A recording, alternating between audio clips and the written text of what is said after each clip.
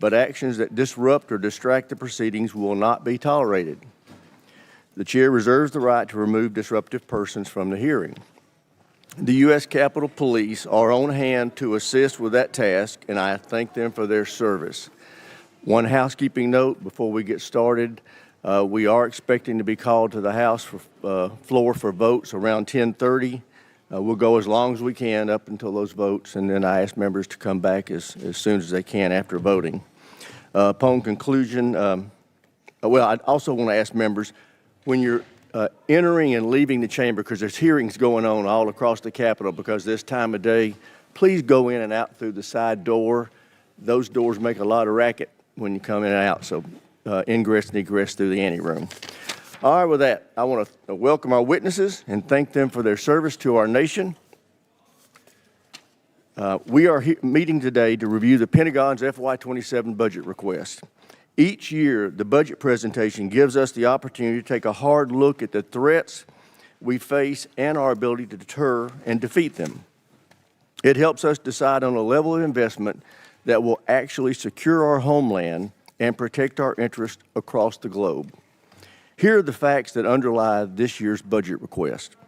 We are confronting an unprecedented global threat environment with multiple adversaries working together to undermine our security and that of our allies. They are building alliances and supporting each other with drones, munitions, missile technology, and energy supplies. And China is leading the charge against us.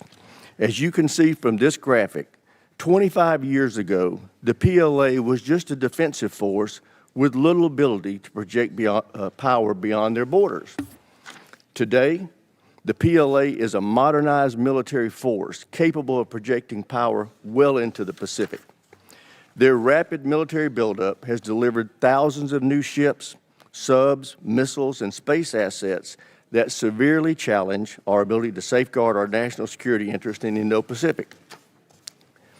China continues to invest heavily in the PLA's military modernization, announcing another 7% increase in defense spending this year. As a result, they are spending more of their GDP on defense than we are. In fact, as you can see from this graphic, all of our adversaries are spending more of their GDP on defense than we are. Meanwhile, our defense spending as a percentage of GDP has been steadily falling since World War II. That yellow line that you see on the graph cutting across that bar represents 4 to 5% of GDP spending. History has shown that meeting or exceeding that level of investment ensures we can truly deter our adversaries. That's also the level of investment we're asking our allies to make. But for years, we've chosen not to make that same level of investment ourselves. Since World War II, defense spending has shrunk significantly as a percentage of federal outlays, as you can see from the red line on that chart. Nonetheless, non-defense spending, on the other hand, accounts for over 85%, and it's been increasing for that same period of time. This underinvestment in our defense has had very real consequences. Our defense industrial base, long the envy of the world, has atrophied significantly. We're no longer capable of manufacturing for our warfighters at scale or speed. Just look at shipbuilding.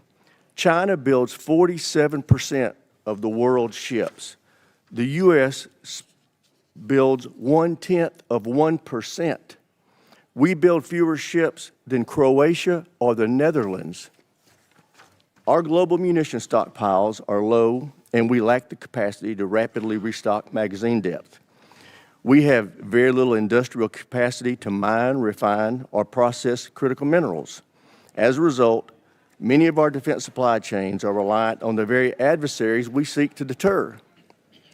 Beyond the impact to our industrial base, the inadequate investment in our defense has resulted in a vicious cycle that has pitted sustainment against modernization. For years, administration after administration comes to this committee with budgets asking us to decommission weapon systems that they admit we still need, or to cut funding for training, parts, and supplies, or to put off needed maintenance to the facilities where our service members live and work, or to reduce the number of military personnel. These budgets have asked us to make these sacrifices and accept the near-term risk so we could afford to reinvest in military modernization, which is something we desperately need to do. But we in Congress consistently rejected this mutually exclusive choice. Instead, we divided up the limited budget we were given and made a worse choice. We underfunded both sustainment and modernization. The result is we don't have near enough munitions, ships, aircraft, or autonomous systems to ensure dominance against every adversary. And the ships and aircraft we do have suffer from unacceptably low mission-capable rates. Fortunately, that's about to change. This president has requested a historic $1.5 trillion budget for our national defense. For the first time in over 40 years, we've been presented a budget that accounts for the true cost of American deterrence. This budget fully funds both sustainment and modernization. It provides a 24% increase in operation and maintenance, including a 20% increase in core readiness programs like flight hours and combat exercises. It includes a 115% increase in funding to repair and improve facilities for our service members and their families. It increases military end strength by 44,000 and provides for a historic pay raise for our service members. It calls for an unprecedented 76% increase in procurement and 64% increase in research and development. This will enable us to truly catch up in our modernization efforts by quickly fielding new munitions, aircraft, ships, land, space, and autonomous systems to replenish and expand our arsenal. It directly confronts the challenges in our defense industrial base with over $100 billion in investments to revitalize manufacturing, expand domestic and allied critical minerals projects, and secure our supply chains. Finally, this level of investment gets defense back to 4.5%. That's where we need to be if we want to truly deter conflict. It also ensures that America leads by example as our allies heed the President's call to increase their defense spending and improve their military readiness. I would also note that it's critical that we do not reduce deterrence while we're asking our allies to ramp up their own capacity. And that's something we're going to be paying a lot of attention to in this committee. Before I close my remarks, I want to highlight the bravery, dedication, and professionalism of our warfighters throughout this conflict with Iran. Their tremendous work to achieve the very clear military objectives of this operation has given the President the opening he needs to negotiate a true and lasting peace that will ensure Iran never acquires a nuclear weapon. Mr. Secretary, General Caine, thank you for being here. I look forward to hearing how this budget request will ensure our military can preserve American deterrence for generations to come. And with that, I yield to my friend, the ranking member, for his opening statement. Well, thank you, Mr. Chairman. I appreciate those opening remarks. I want to start by agreeing with you on the last point. Our troops have performed incredibly well in the last 15 months. They have been asked to do more than anyone expected, and they have demonstrated the incredible capability of the United States military. I think we should all recognize that. Even if we question the strategy, some of the decisions behind it, our troops deserve nothing but our praise for the incredible job that they have done. It has not been perfect. Certainly mistakes have been made, but we have demonstrated to the world that we have a highly capable military. And I hear the chairman on the need for an increased budget. I think there's a whole lot of needs across the United States of America that would have the same attitude about health care, about education, about infrastructure. But the problem is we have a $40 trillion debt, and we insist on cutting taxes for absolutely everybody, so we reduce the amount of revenue that is available to that. We also have to have a national security strategy that lives within a sound fiscal picture. Most experts would say that the most profound threat to our national security right now is exactly that, is our fiscal picture. How are we going to continue to be able to afford to fund the things we need to fund as we run the debt ever higher? The other thing worth worrying about is the Pentagon has not yet passed an audit. If we give them what is roughly a 50 to 60% increase, is that money going to be well spent? We have every reason to doubt that. Now, I will say, and I praise the chairman, this committee, and in a bipartisan, bicameral way, we have tackled the problem of acquisition reform. I think last year's bill put us on a good trajectory to get to the point where we can, in fact, innovate faster at scale. I also believe the Pentagon has been working on that. We've had many meetings with Deputy Secretary Feinberg, who is focused on that, but we got a long way to go. Can the Pentagon really absorb another $500–600 billion, depending on what the supplemental and the reconciliation package are? I don't think so. We need to pay as much attention to how we're spending the money as to how much we're spending, and we never seem to do that. But the larger problem is the strategy that has been put before us. I looked through the Secretary's remarks, and I've heard you give speeches before about this, about how realism is our strategy. And I find that absurd, and given what we are doing. You can say a lot of things about the strategy, but calling it realistic? We started a full-scale war in the Middle East against Iran to try to reshape the Middle East. Now, we can talk about that in a bunch of different ways, but it is the exact opposite of realism. And in fact, starting wars in the Middle East that get out of control and lead us to have far greater costs for the benefits is one of the cornerstones of the unrealistic strategy that this administration has criticized over and over and over again. And yet here we are in a full-scale Mideast war, and we've seen the costs of that.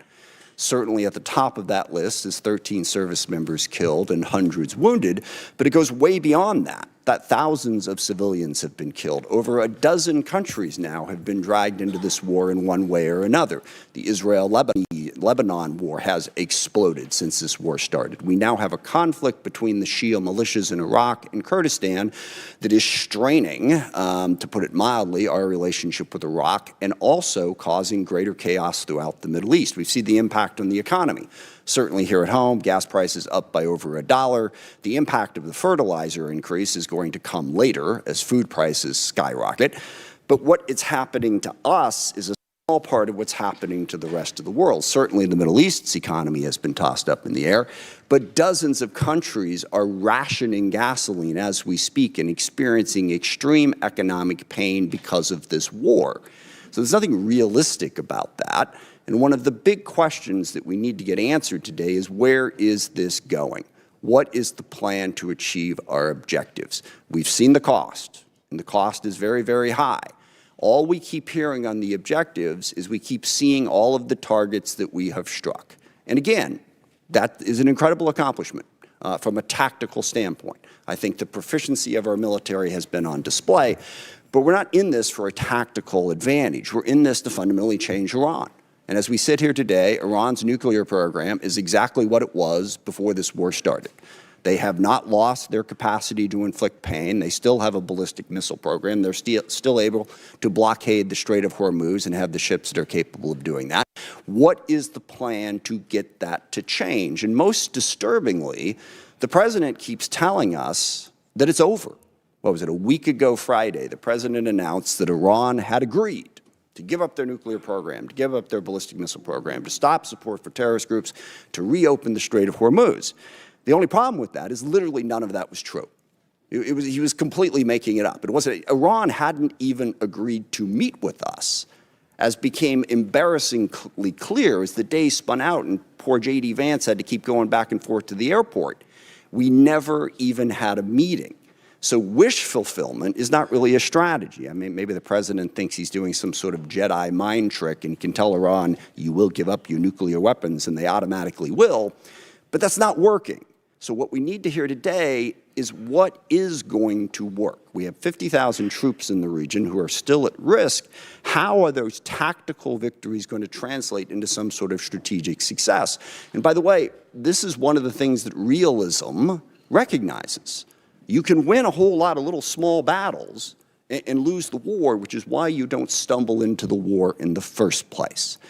But at the same time, we're doing all of this on our own as we increasingly push away all of our allies. Sometimes just because we want to do what we want to do, but we don't want to have to consult them. Sometimes just gratuitously insulting them. I mean, in the middle of this war where we were asking NATO to come join us, the president took time out to insult President Macron and his wife. Okay, how is that helping us to try and belittle everybody in the world? And I also, for the people who are criticizing NATO over this war, I will remind people that NATO is a defensive alliance.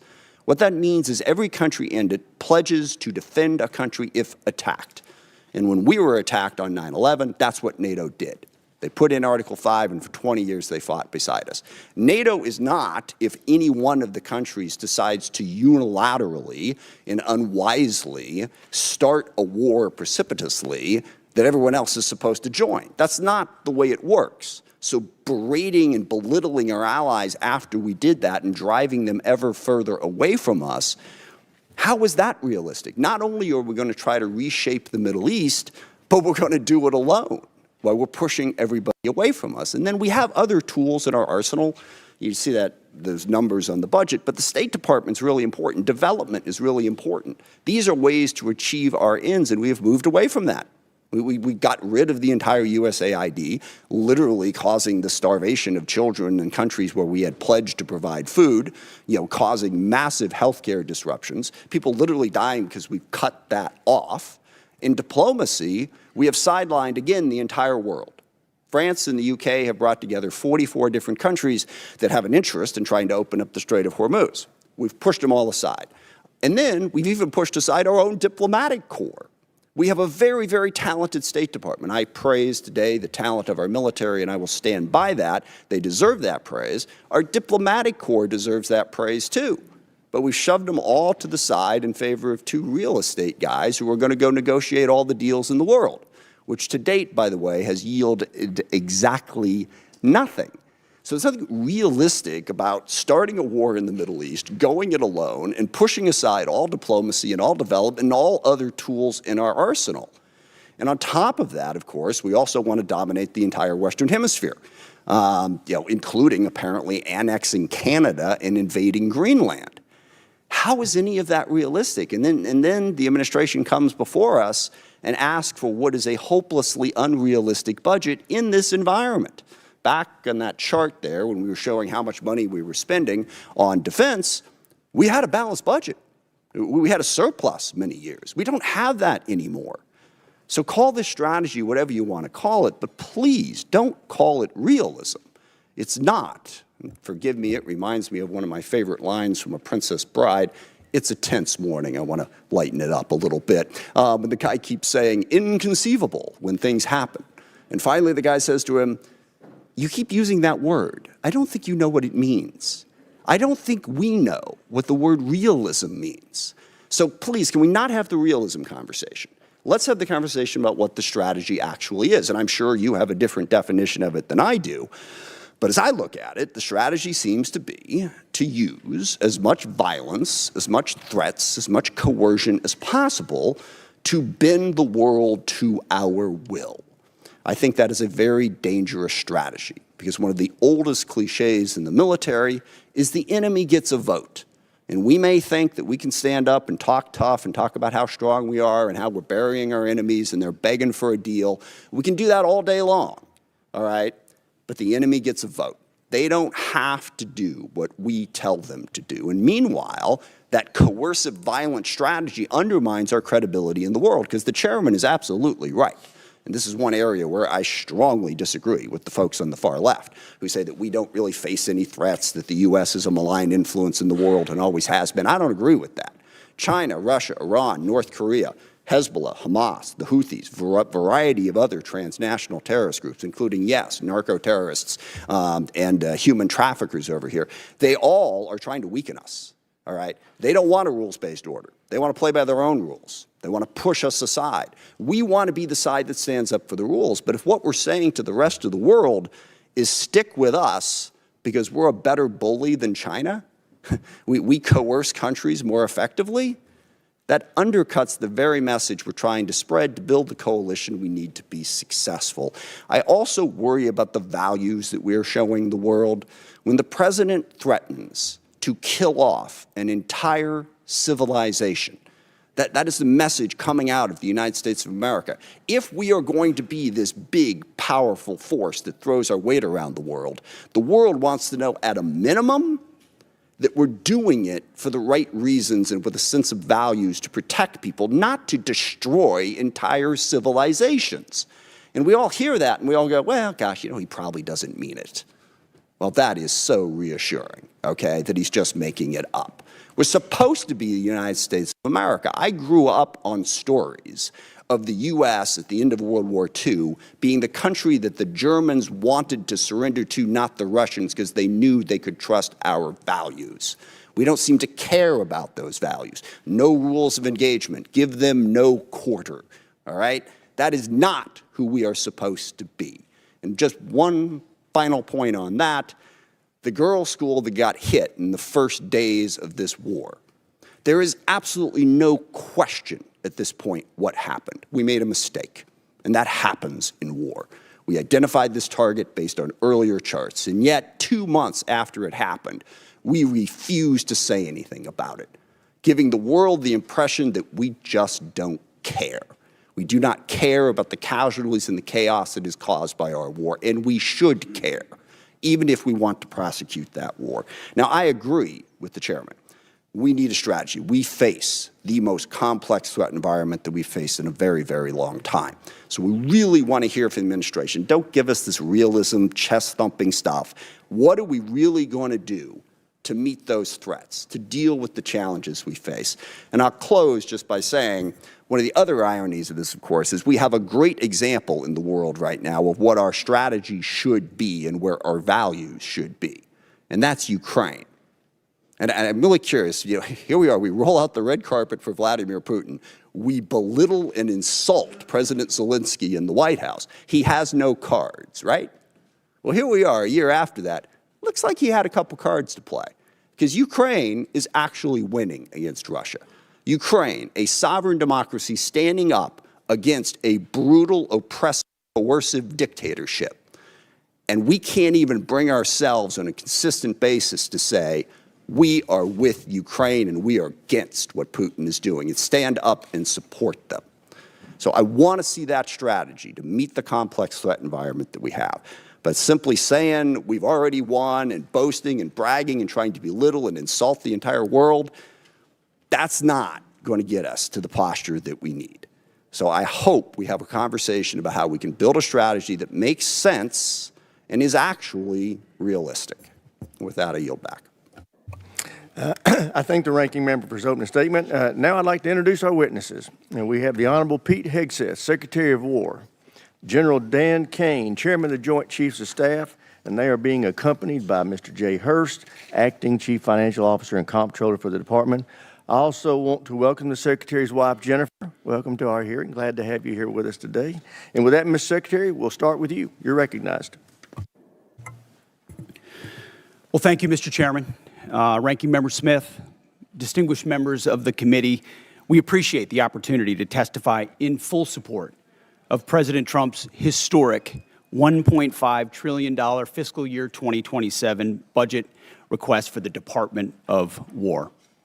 The President's budget request reflects the urgency of the moment, addressing both the deferment of longstanding problems as well as positioning our forces for both the current and the future fight. We think divesting to invest is a strategy of austerity. I'm honored to appear alongside General Dan Caine, Chairman of the Joint Chiefs of Staff, as well as Jay Hurst, our Comptroller, or Chief Financial Officer. I'd like to start by thanking this committee and Congress for your partnership in securing the investments needed for a stronger, prouder, and more secure America. I think what our troops have demonstrated to the world over the last 15 months are a reflection of that. A nation's ability to build, innovate, and support the critical needs of its warfighters at speed and at scale is the foundation upon which its survival rests. However, upon taking office on January 20th, 2025, President Trump inherited a defense industrial base that had been hollowed out by years of America Last policies, resulting in a diminished ability to project strength. Under the previous administration, we were focused on offshoring and outsourcing, riddled with cost overruns and degraded capabilities. Under the leadership of President Trump, our builder-in-chief, we are reversing this systemic decay and putting our defense industrial base back on a wartime footing. If you ask anyone at our Pentagon, urgency informs everything we do. We're rebuilding a military that the American people can be proud of, one that instills nothing less than unrelenting fear in our adversaries and the utmost confidence in our allies. We fight to win in every scenario. The $1.5 trillion FY27 budget put forward by the President will build upon the historic $1 trillion FY26 top line and continue to reverse the 4 years of underinvestment and mismanagement of the Biden administration. The $1.5 trillion budget will ensure the United States continues to maintain the world's most powerful and capable military as we grapple with a complex threat environment across multiple theaters. Not to mention, this budget also includes a historic troop pay increase, 7% for lower enlisted, and the budget eliminates all poor or failing barracks. Quality of life for our troops is front and center in this budget as well. By supercharging our industrial capability and transforming how the department does business, we're restoring American commercial dominance at a pace unseen in generations, transforming the defense industrial base from a broken, slow-moving system of the past. We have flipped the Pentagon acquisition process from a bureaucratic model to a business model, 180, decisively moving from an acquisition environment paralyzed by bureaucratic red tape into an outcomes-driven organization focused on delivering the most at cost, at scale for taxpayer dollars. Over the past year, through historic multi-year procurement agreements, smart business deals for things like critical munitions and capabilities, we've sent an unambiguous demand signal to industry partners to build more and build faster. The result has been a surge, a revitalization of our great American factories and a massive reinvestment in the skilled American workers who serve as the industrial muscle behind our warriors. Let me briefly provide you with some concrete high-level metrics of what's been accomplished over just the past few months. These are announced new facilities and investments to support American warfighters, and I would refer you to the screen.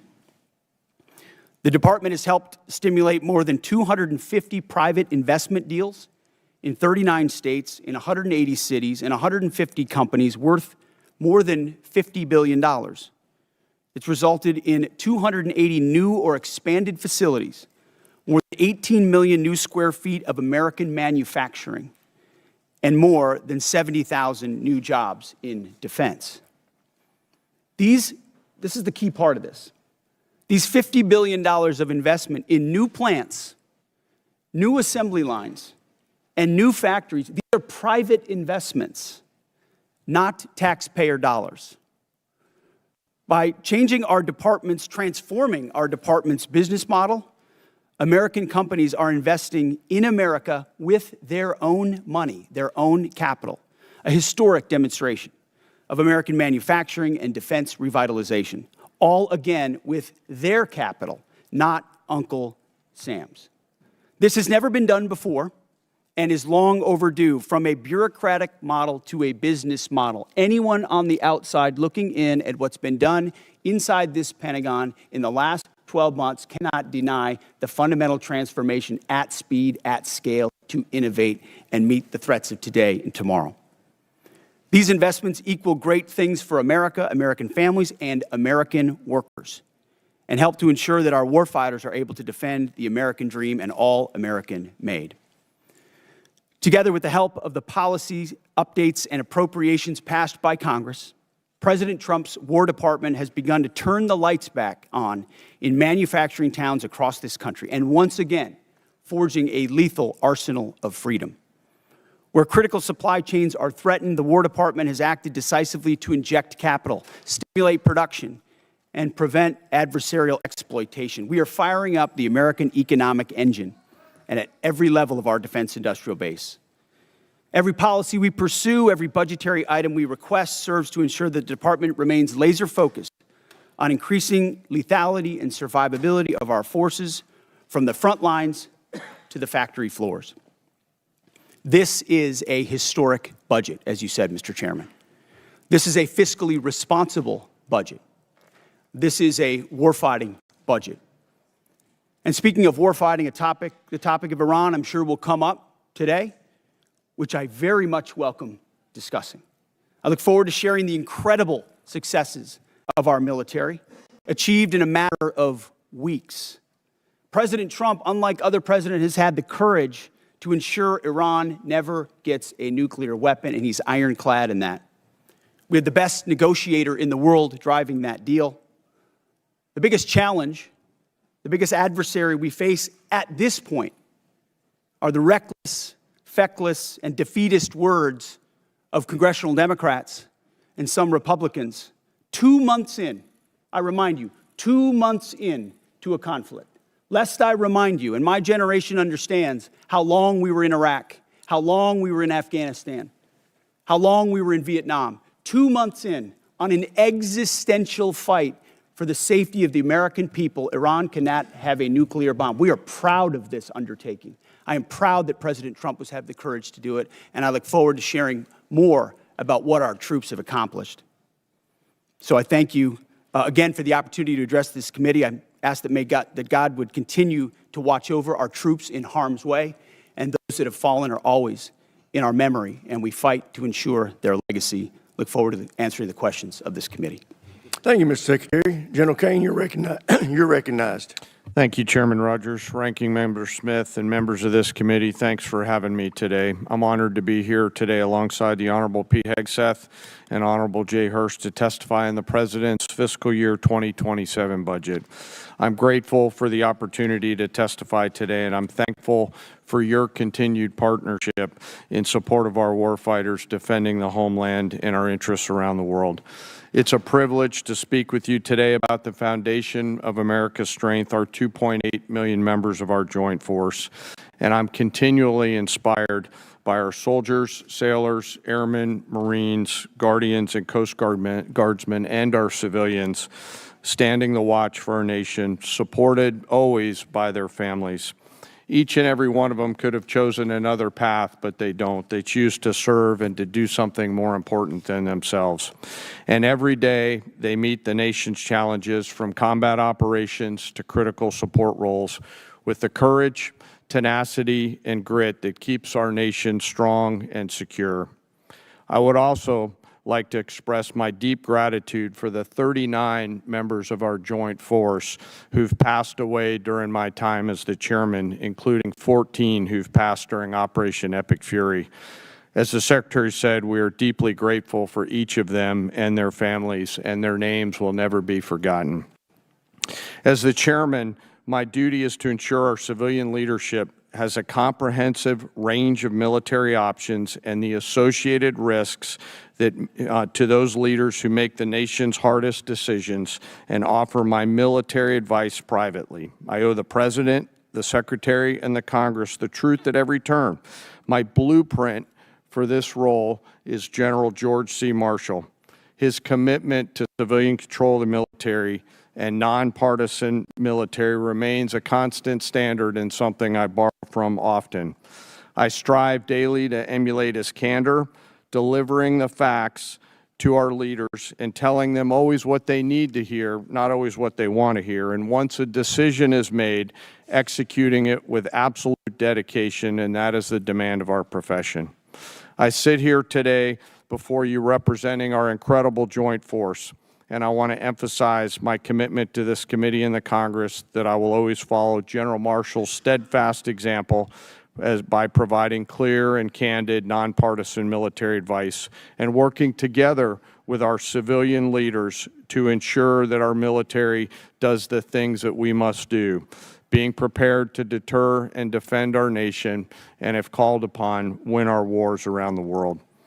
America's joint force is operational at its core, purpose-built for the realities of a complex and ever-changing world. We are organized, trained, and equipped to execute the most demanding missions across the globe with unrivaled precision. Over the past year, our warfighters have consistently demonstrated exactly what it means to be the most capable, adaptable, and most professional military force in the world. Our shared goals are to ensure the Joint Force maintains the strategic initiative and advantage, projecting American power and responding to global challenges on our nation's terms. During Operations Rough Rider, Midnight Hammer, Southern Spear, Absolute Resolve, and Epic Fury, the Joint Force executed globally integrated operations and missions alongside our interagency and international partners. And once our civilian leaders made a decision, we make those missions our own, demonstrating the unmatched capability to seamlessly synchronize our capabilities across all domains, from the seabed to cislunar space and higher. We're able to accomplish these complicated missions and work because we draw from a deep, enduring reservoir of training, professionalism, and commitment. Our operational tempo is high, but we're designed to sustain and rebuild our strength continuously. We build readiness every day. We train professionals every day. We learn and sharpen our edges every day by being learning leaders. And I am incredibly proud to be a member of this Joint Force team, proud of the team and proud of the commanders. As the chairman and the ranking member both said, we live in complex and dynamic times where global risk is scaling. The complexity of today's modern battlefields demands our constant adaptation, innovation, and partnership with this Congress. As a joint force, we're up to the challenge. We're built for this environment. However, continued success is not guaranteed by past achievements. It must be secured through forward-looking partnerships with Congress.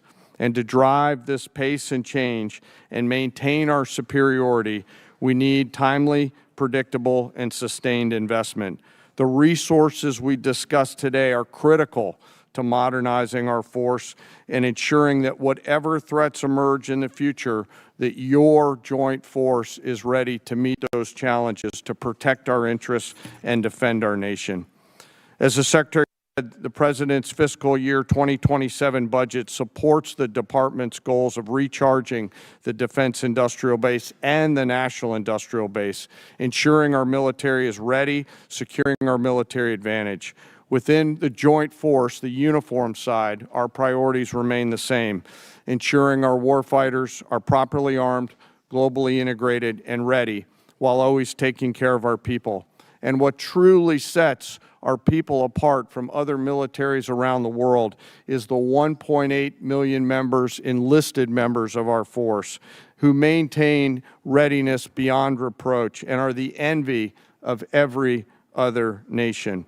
I'm joined today by the Senior Enlisted Advisor to the Chairman, Dave Isom, who's here with me today representing the 1.8 million members of the enlisted force.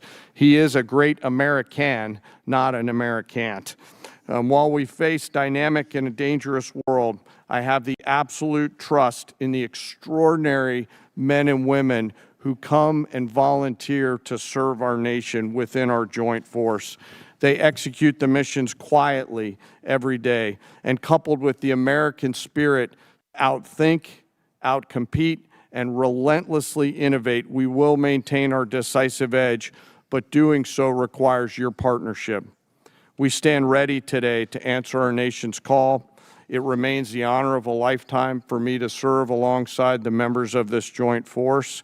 And as we sit here today in this important hearing, I ask us all to remember our deployed teammates who are out there right now doing our nation's business. And may we again always remember our fallen, who've given us the gift of an incredible example, and their family members who continue to show us what courage and grit look like. Thank you again for your enduring support, and I look forward to your questions. Thank you, General. I recognize myself now for questions. Secretary Hegseth, thank you for undertaking the Arsenal of Freedom tour and the great work the department's doing to help enhance our capacity in our defense industrial base. Could you tell us how last year's reconciliation bill helped enable what you have been able to do, and what you think this year's FY27 budget request will do on that front? Well, Mr. Chairman, thank you for your leadership and your support on that topic. I mean, coming into this position, we fell in on a lot of the reforms you and this committee have been advocating for a long long time, looking for somebody that was willing to run with them.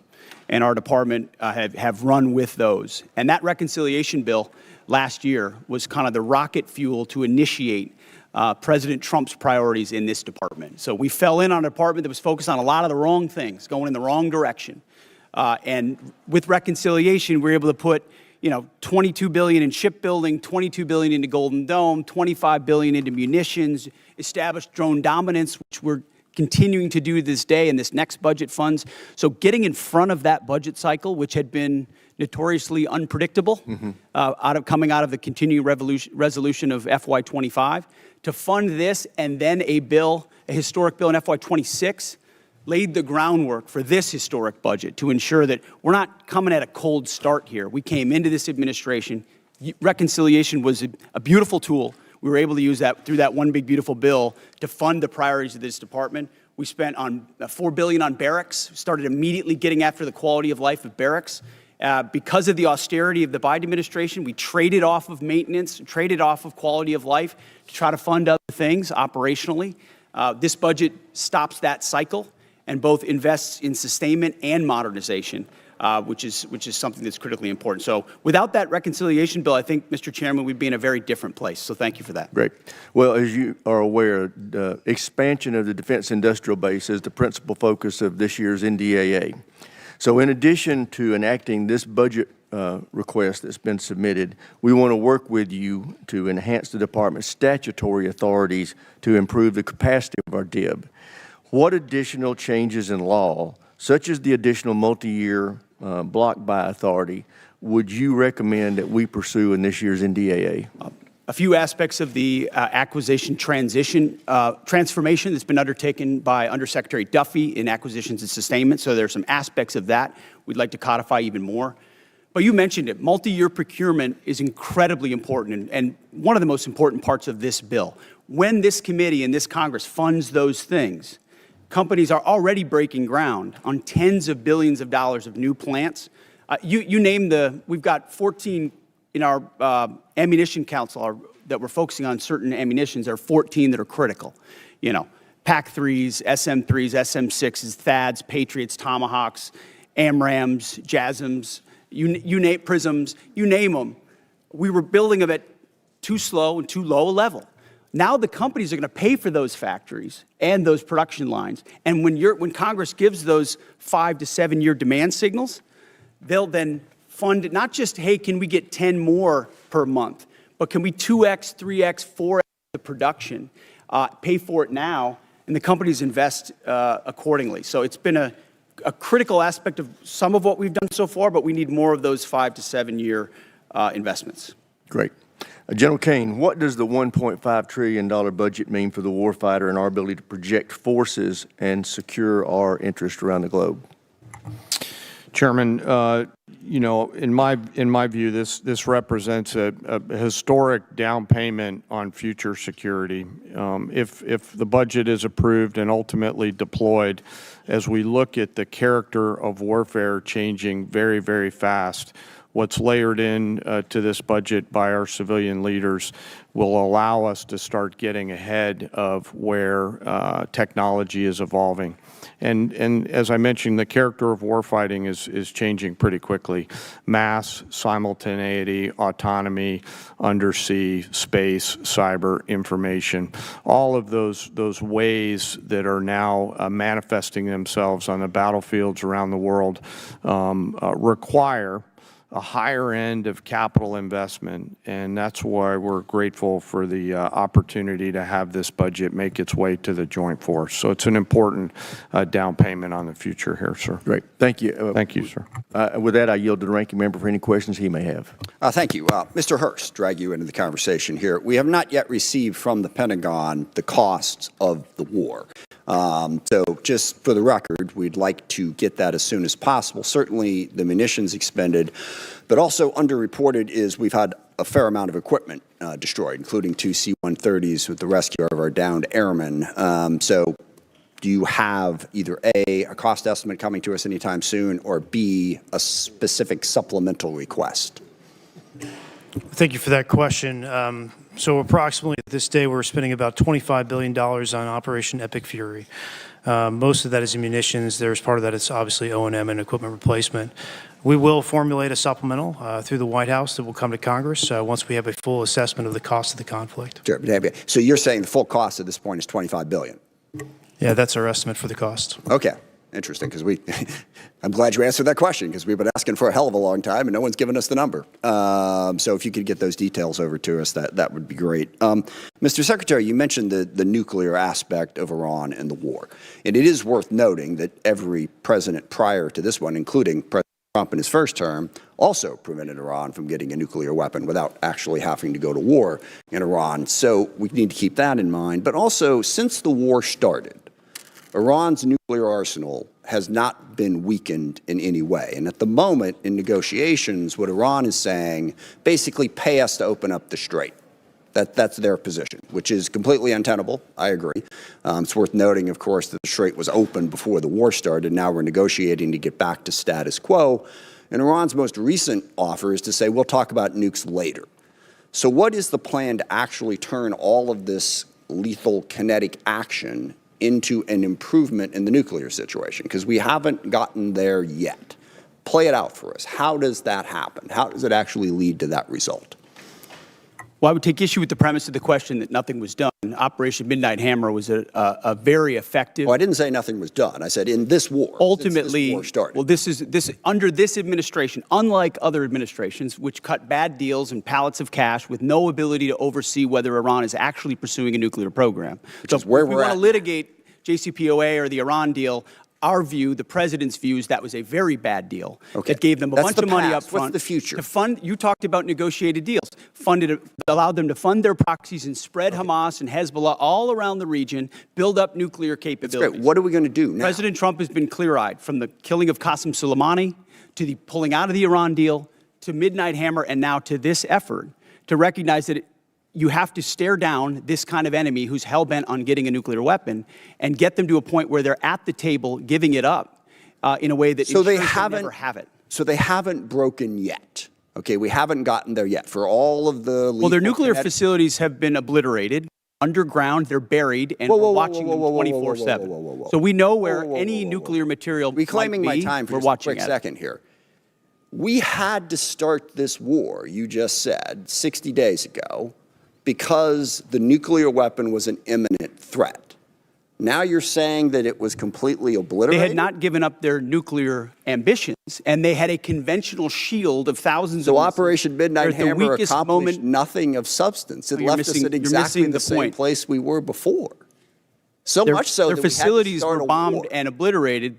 Their ambitions continued, and they're building a conventional shield. All right, of let me missiles. try again. It's the North Korea strategy. You know this very well. The North Korea strategy was use conventional missiles to prevent anybody from challenging them, so they could slow walk their way to a weapon. President Trump saw Iran at its weakest moment, took an action to ensure, in a way that only the United States of America could do with our Israeli partners, And yet to they ensure their still haven't given conventional up the nuclear. shield was All right. brought Now, one to other heel, which question, we've done. if I could get to it. So on Ukraine, a year plus ago, your advice, the president's advice, was Ukraine had no cards to play. They should go cut the best possible deal they could. Clearly that was wrong. What did you miss? What did you miss about the conflict between Russia and Ukraine that you didn't see that Ukraine was going to be capable of doing what they've done in the last 14 months? What we didn't miss, and we're here in this committee, is that Joe Biden, with no accountability, gave hundreds of billions of dollars of our weapons to Ukraine, to an outcome that never would have happened if President Trump was president. So he pulled out our, you guys don't talk about that. Ultimately, President Trump believes there should be a peace deal between Russia and Ukraine that serves But you the best didn't expect interests of both Ukraine to be parties. where they're at right now. I'm asking you, just from a strategic Listen, standpoint, what I think did the you miss? Ukrainians have shown great courage, and I appreciate that Europe is now paying for any weapons that we provide. All right, I yield back. Thank you. All right, now I want to remind everybody, everybody wants to get their questions, so we are going to be sticking strictly to the 5-minute rule today. So with that, I recognize the gentleman from South Carolina, Mr. Wilson. Thank you, Chairman Mike Rogers, for your leadership working with President Donald Trump. As the grateful father of 4 sons who have served overseas in Iraq, Egypt, and Afghanistan, I especially appreciate War Secretary Hegseth and Chief of Staff Caine for your competence, service, and success. Military families have never been more appreciated than today, and our enemies of dictators now understand peace through strength. Dictators historically are on the run. With your leadership, President Trump has given Syria a chance with President al-Shara replacing dictator Assad from Damascus, who now lives in Moscow. Dictator Maduro is correctly in a Manhattan jail, as you successfully revealed in Caracas that the war criminal Putin air defenses do not work, the Chinese Communist Party radar failed, and Cuban mercenaries were expendable. The Cuban dictatorship is failing, and the ultimate mass murderer, dictator Khomeini, is dead in Tehran, Iran, joining the 35,000 people he murdered this year. With your leadership, American morale has never been higher, and hopes for freedom of the oppressed people of Iran, Cuba, Russia, and China have never been higher. And it's just an exciting time to be here with you. And Mr. Secretary, we continue to see the growing nuclear threat of our adversaries as they expand their capabilities with the largest military buildup in peacetime in world history by the Chinese Communist Party. How critical is it that we continue, as at the Savannah River site in South Carolina, to develop the plutonium pit processing so that we have modernization? Well, Congressman, I appreciate that question. On nuclear modernization, this budget funds $71 billion to modernize the triad in ways that we had neglected to do, and our nuclear triad underwrites everything. But I really appreciate your opening statement. I think something that obviously the media doesn't want to cover and doesn't want to talk about is the historic, record-breaking surge in recruiting in our ranks. 30-year record in recruiting of Americans wanting to join our joint force, wanting to put the uniform on. We're meeting recruiting goals halfway through the year. We couldn't meet our recruiting goals under the previous administration. Under Joe Biden, Americans didn't want to join the military. We couldn't get it. Now we have to turn people away and push them to the next fiscal year. That's why this budget grows our force by almost 50,000. Ultimately, additional troops into the force that we believe we can recruit. That's the best vote of confidence I can imagine. Well, hey, even better, hey, Mr. Secretary, you're really understating. Leaving no airmen behind. Hey, what an inspiration on Easter Day. God bless y'all and what you've achieved. With that in mind, too, General Caine, with your VMI military perspective, war criminal Putin is losing in Ukraine as his 30-day special mission is now 4 years of, as the Secretary has identified, courageous Ukrainian success led by President Vladimir Zelensky. I appreciate that NATO and the EU have unified for Ukraine as the U.S. ranks 17th per GDP in assistance for Ukraine. Ukraine is frontline, stopping war criminal Putin from resurrecting the failed Soviet Union, rigging elections in Belarus, invading Ukraine, keeping troops in Moldova, and with the Indivashvili invading and rigging elections in the Republic of Georgia. As we're transitioning greater responsibility to our NATO allies, how do we ensure seamless integration to have deterrence during this shift? Congressman, we're very fortunate to have great leaders out in the European theater right now. General Grinkovich and his leadership team are committed to ensuring that integration and transition takes place in a most combat-capable and effective way. Very entrepreneurial leaders out there across the components, and with General Grinkovich, and he's doing a great job out there, as the committee knows. And indeed, as we conclude, historically, President Trump, Mr. Secretary General, you have united the Middle East nations unprecedented to ally with the United States. You have united Latin America unprecedented to ally with the United States. You've united the Indo-Pacific unprecedented to ally with the United States, and united NATO and EU unprecedented to ally with the United States. You're achieving peace and deterrence through strength. I yield back. Gentleman yields back. Chair not recognized. Gentleman from Connecticut, Mr. Courtney. Thank you, Mr. Chairman. Mr. Secretary and General Caine, this morning's Wall Street Journal's lead headline reads, quote, Trump tells aides to prepare for an extended blockade of Iran.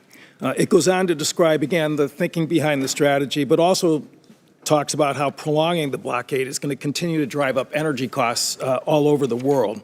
Given the ever-changing messages from this administration on the war strategy and timeline, I really honestly don't expect you to confirm or deny the Journal story. But one thing is clear.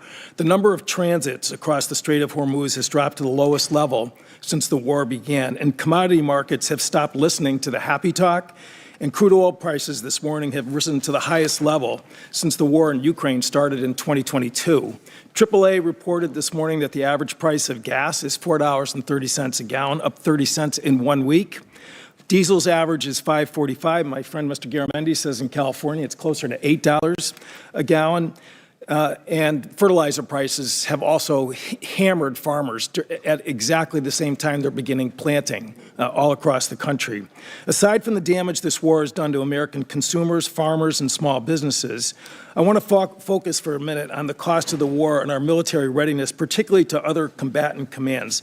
Mr. Secretary, you put out a national defense strategy in January, which listed the threat assessment facing our country. China was number one, with the second largest, most powerful military in the world, of course.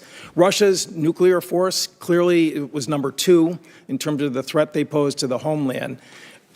North Korea, which has missiles that actually can reach U.S. territory, was ranked number three, and Iran was described as, quote, and accurately, after Midnight Hammer, that Iran's regime is weaker and more vulnerable than it has been in decades. Again, this was before February 28th, when the decision was made to go into the military strikes on Iran.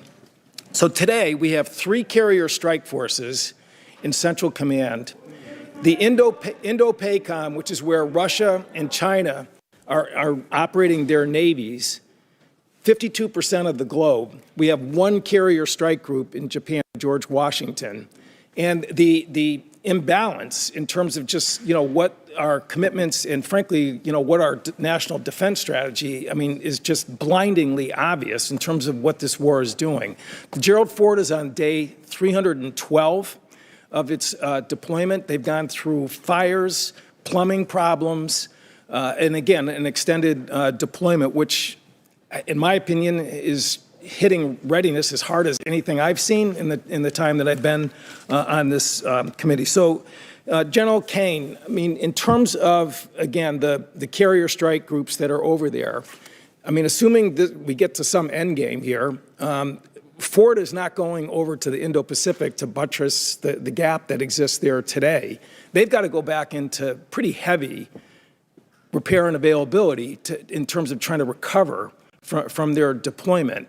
So again, in terms of just, the decisions about where we're putting people and putting really the most powerful part of our Navy, can you explain, again, what that means in terms of the situation in Indo-PACOM, where China is watching? We saw Mr. Rogers' pretty powerful presentation in terms of the buildup that's happening in that part of the world. How does that align with the national defense strategy, which was just put out by this administration in January?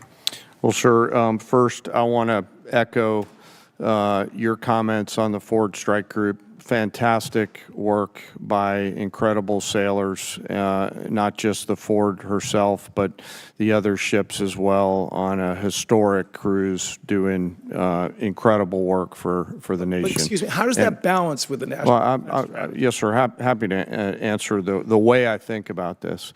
The national security strategy and national defense strategy are frameworks, but a president will employ national force and power based on the political and security situations that a president deems appropriate to use that military force.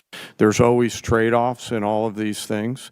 I'm confident that the president always carefully considers these readiness trade-offs, and I'm sure he has done so in this case based on the military options that we've presented with the associated risks and advice. To make a trade going after a regime that's weaker and more vulnerable than it has been in decades, which is quote unquote from the Defense Strategies report, does not, in my opinion, in common sense. Gentleman's time's expired. As you can tell from looking at the dais, votes have been called, so we are now going to stand in recess to the end of this vote. I expect it to take 20 to 25 minutes, but we are now in recess.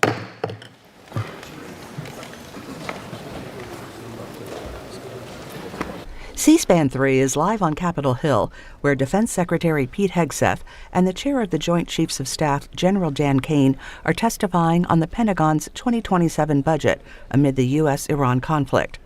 Right now, members of the Armed Services Committee are taking a break.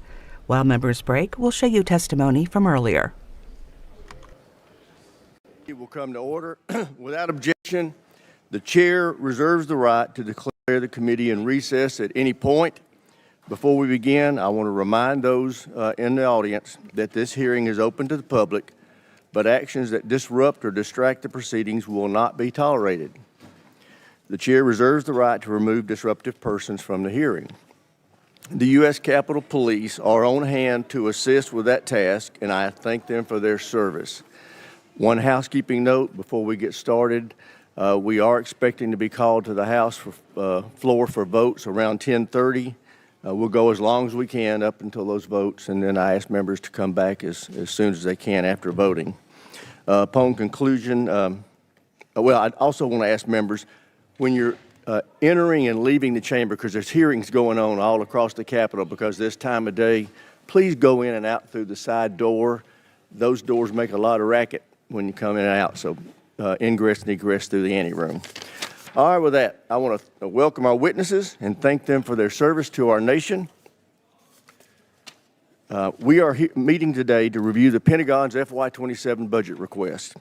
Each year, the budget presentation gives us the opportunity to take a hard look at the threats we face and our ability to deter and defeat them.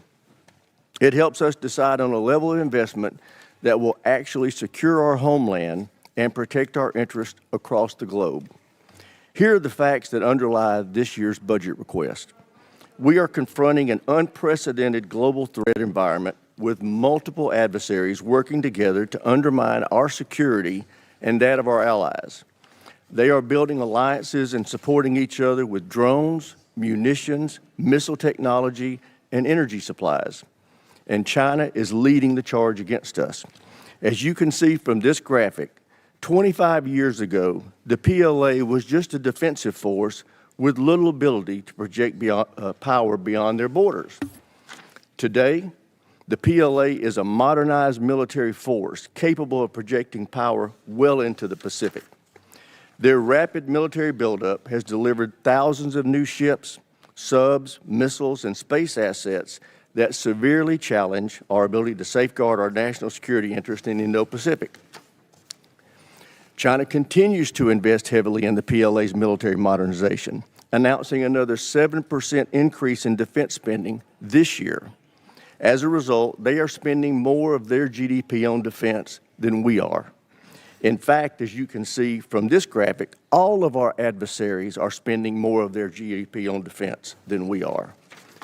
Meanwhile, our defense spending as a percentage of GDP has been steadily falling since World War II. That yellow line that you see on the graph cutting across, that bar represents 4 to 5% of GDP spending. History has shown that meeting or exceeding that level of investment ensures we can truly deter our adversaries. That's also the level of investment we're asking our allies to make. But for years, we've chosen not to make that same level of investment ourselves. Since World War II, defense spending has shrunk significantly as a percentage of federal outlays, as you can see from the red line on that chart. Nonetheless, non-defense spending, on the other hand, accounts for over 85%, and it's been increasing for that same period of time. This underinvestment in our defense has had very real consequences. Our defense industrial base, long the envy of the world, has atrophied significantly.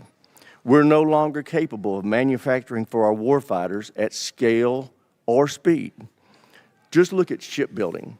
China builds 47% of the world's ships. The U.S. builds 0.1%. We build fewer ships than Croatia or the Netherlands. Our global munition stockpiles are low, and we lack the capacity to rapidly restock magazine depth. We have very little industrial capacity to mine, refine, or process critical minerals. As a result, many of our defense supply chains are reliant on the very adversaries we seek to deter. Beyond the impact to our industrial base, the inadequate investment in our defense has resulted in a vicious cycle that has pitted sustainment against modernization. For years, administration after administration comes to this committee with budgets asking us to decommission weapon systems that they admit we still need, or to cut funding for training, parts, and supplies, or to put off needed maintenance to the facilities where our service members live and work, or to reduce the number of military personnel. These budgets have asked us to make these sacrifices and accept the near-term risk so we could afford to reinvest in military modernization, which is something we desperately need to do. But we in Congress consistently rejected this mutually exclusive choice. Instead, we divided up the limited budget we were given and made a worse choice. We underfunded both sustainment and modernization. The result is we don't have enough munitions, ships, aircraft, or autonomous systems to ensure dominance against every adversary. And the ships and aircraft we do have suffer from unacceptably low mission-capable rates. Fortunately, that's about to change. This president has requested a historic $1.5 trillion budget for our national defense. For the first time in over 40 years, we've been presented a budget that accounts for the true cost of American deterrence. This budget fully funds both sustainment and modernization. It provides a 24% increase in operation and maintenance, including a 20% increase in core readiness programs like flight hours and combat exercises. It includes a 115% increase in funding to repair and improve facilities for our service members and their families. It increases military end strength by 44,000 and provides for a historic pay raise for our service members. It calls for an unprecedented 76% increase in procurement and 64% increase in research and development. This will enable us to truly catch up in our modernization efforts by quickly fielding new munitions, aircraft, ships, land, space, and autonomous systems to replenish and expand our arsenal. It directly confronts the challenges in our defense industrial base with over $100 billion in investments to revitalize manufacturing, expand domestic and allied critical minerals projects, and secure our supply chains. Finally, this level of investment gets defense back to 4.5%. That's where we need to be if we want to truly deter conflict. It also ensures that America leads by example as our allies heed the President's call to increase their defense spending and improve their military readiness. I would also note that it's critical that we do not reduce deterrence while we're asking our allies to ramp up their own capacity. And that's something we're going to be paying a lot of attention to in this committee. Before I close my remarks, I want to highlight the bravery, dedication, and professionalism of our warfighters throughout this conflict with Iran. Their tremendous work to achieve the very clear military objectives of this operation has given the President the opening he needs to negotiate a true and lasting peace that will ensure Iran never acquires a nuclear weapon. Mr. Secretary, General Caine, thank you for being here. I look forward to hearing how this budget request will ensure our military can preserve American deterrence for generations to come. And with that, I yield to my friend, the ranking member, for his opening statement. Well, thank you, Mr. Chairman. I appreciate those opening remarks. I want to start by agreeing with you on the last point. Our troops have performed incredibly well in the last 15 months. They have been asked to do more than anyone expected, and they have demonstrated the incredible capability of the United States military. I think we should all recognize that. Even if we question the strategy, some of the decisions behind it, our troops deserve nothing but our praise for the incredible job that they have done. It has not been perfect. Certainly mistakes have been made, but we have demonstrated to the world that we have a highly capable military. And I hear the chairman on the need for an increased budget.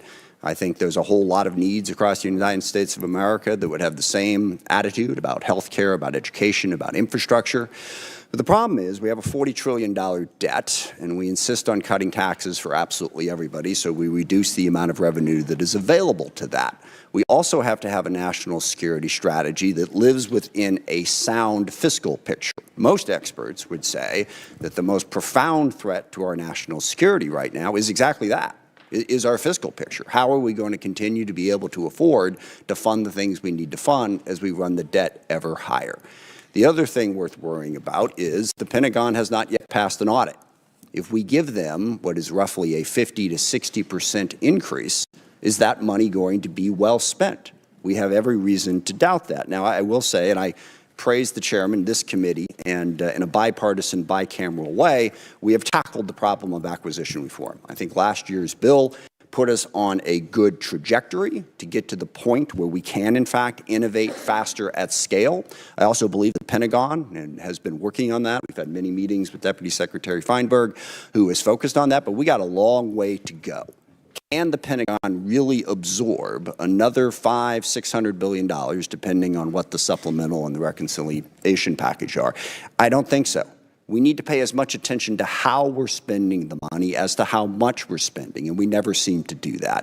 But the larger problem is the strategy that has been put before us. I looked through the Secretary's remarks, and I've heard you give speeches before about this, about how realism is our strategy. And I find that absurd, and given what we are doing. You can say a lot of things about the strategy, but calling it realistic? We started a full-scale war in the Middle East against Iran to try to reshape the Middle East. Now, we can talk about that in a bunch of different ways, but it is the exact opposite of realism. And in fact, starting wars in the Middle East that get out of control and lead us to have far greater costs for the benefits is one of the cornerstones of the unrealistic strategy that this administration has criticized over and over and over again. And yet here we are in a full-scale Mideast war. We seen the costs of that. Certainly at the top of that list is 13 service members killed and hundreds wounded, but it goes way beyond that thousands of civilians have been killed. Over a dozen countries now have been dragged into this war in one way or another. The Israel-Lebanon war has exploded since this war started. We now have a conflict between the Shia militias in Iraq and Kurdistan that is straining, to put it mildly, our relationship with Iraq and also causing greater chaos throughout the Middle East. We've seen the impact on the economy. Certainly here at home, gas prices up by over $1. The impact of the fertilizer increase is going to come later as food prices skyrocket. But what is happening to us is a small part of what's happening to the rest of the world. Certainly the Middle East's economy has been tossed up in the air, but dozens of countries are rationing gasoline as we speak and experiencing extreme economic pain because of this war. So there's nothing realistic about that. And one of the big questions that we need to get answered today is, where is this going? What is the plan to achieve our objectives? We've seen the cost, and the cost is very, very high. All we keep hearing on the objectives is we keep seeing all of the targets that we have struck. And again, that is an incredible accomplishment from a tactical standpoint. I think the proficiency of our military has been on display, but we're not in this for a tactical advantage. We're in this to fundamentally change Iran. And as we sit here today, Iran's nuclear program is exactly what it was before this war started. They have not lost their capacity to inflict pain. They still have a ballistic missile program. They're still able to blockade the Strait of Hormuz and have the ships that are capable of doing that. What is the plan to get that to change? And most disturbingly, the president keeps telling us that it's over. What was it, a week ago Friday, the president announced that Iran had agreed to give up their nuclear program, to give up their ballistic missile program, to stop support for terrorist groups, to reopen the Strait of Hormuz. The only problem with that is literally none of that was true. He was completely making it up. It wasn't. Iran hadn't even agreed to meet with us, as became embarrassingly clear as the day spun out and poor J.D. Vance had to keep going back and forth to the airport. We never even had a meeting. So wish fulfillment is not really a strategy. I mean, maybe the president thinks he's doing some sort of Jedi mind trick and can tell Iran, you will give up your nuclear weapons, and they automatically will. But that's not working. So what we need to hear today is what is going to work. We have 50,000 troops in the region who are still at risk. How are those tactical victories going to translate into some sort of strategic success? And by the way, this is one of the things that realism recognizes. You can win a whole lot of little small battles and lose the war, which is why you don't stumble into the war in the first place. But at the same time, we're doing all of this on our own as we increasingly push away all of our allies. Sometimes just because we want to do what we want to do, we don't want to have to consult them, sometimes just gratuitously insulting them. I mean, in the middle of this war where we were asking NATO to come join us, the president took time out to insult President Macron and his wife. Okay, how is that helping us to try and belittle everybody in the world? And I also, for the people who are criticizing NATO over this war, I will remind people that NATO is a defensive alliance. What that means is every country in it pledges to defend a country if attacked. And when we were attacked on 9/11, that's what NATO did. They put in Article 5, and for 20 years they fought beside us. NATO is not if any one of the countries decides to unilaterally and unwisely start a war precipitously that everyone else is supposed to join. That's not the way it works. So berating and belittling our allies after we did that and driving them ever further away from us, how is that realistic? Not only are we going to try to reshape the Middle East, but we're going to do it alone, while we're pushing everybody away from us. And then we have other tools in our arsenal. You see that those numbers on the budget, but the State Department's really important. Development is really important. These are ways to achieve our ends, and we have moved away from that. We got rid of the entire USAID, literally causing the starvation of children in countries where we had pledged to provide food, causing massive healthcare disruptions, people literally dying because we cut that off. In diplomacy, we have sidelined, again, the entire world. France and the UK have brought together 44 different countries that have an interest in trying to open up the Strait of Hormuz. We've pushed them all aside. And then we've even pushed aside our own diplomatic corps. We have a very, very talented State Department. I praise today the talent of our military, and I will stand by that. They deserve that praise. Our diplomatic corps deserves that praise too. But we shoved them all to the side in favor of two real estate guys who are going to go negotiate all the deals in the world, which to date, by the way, has yielded exactly nothing.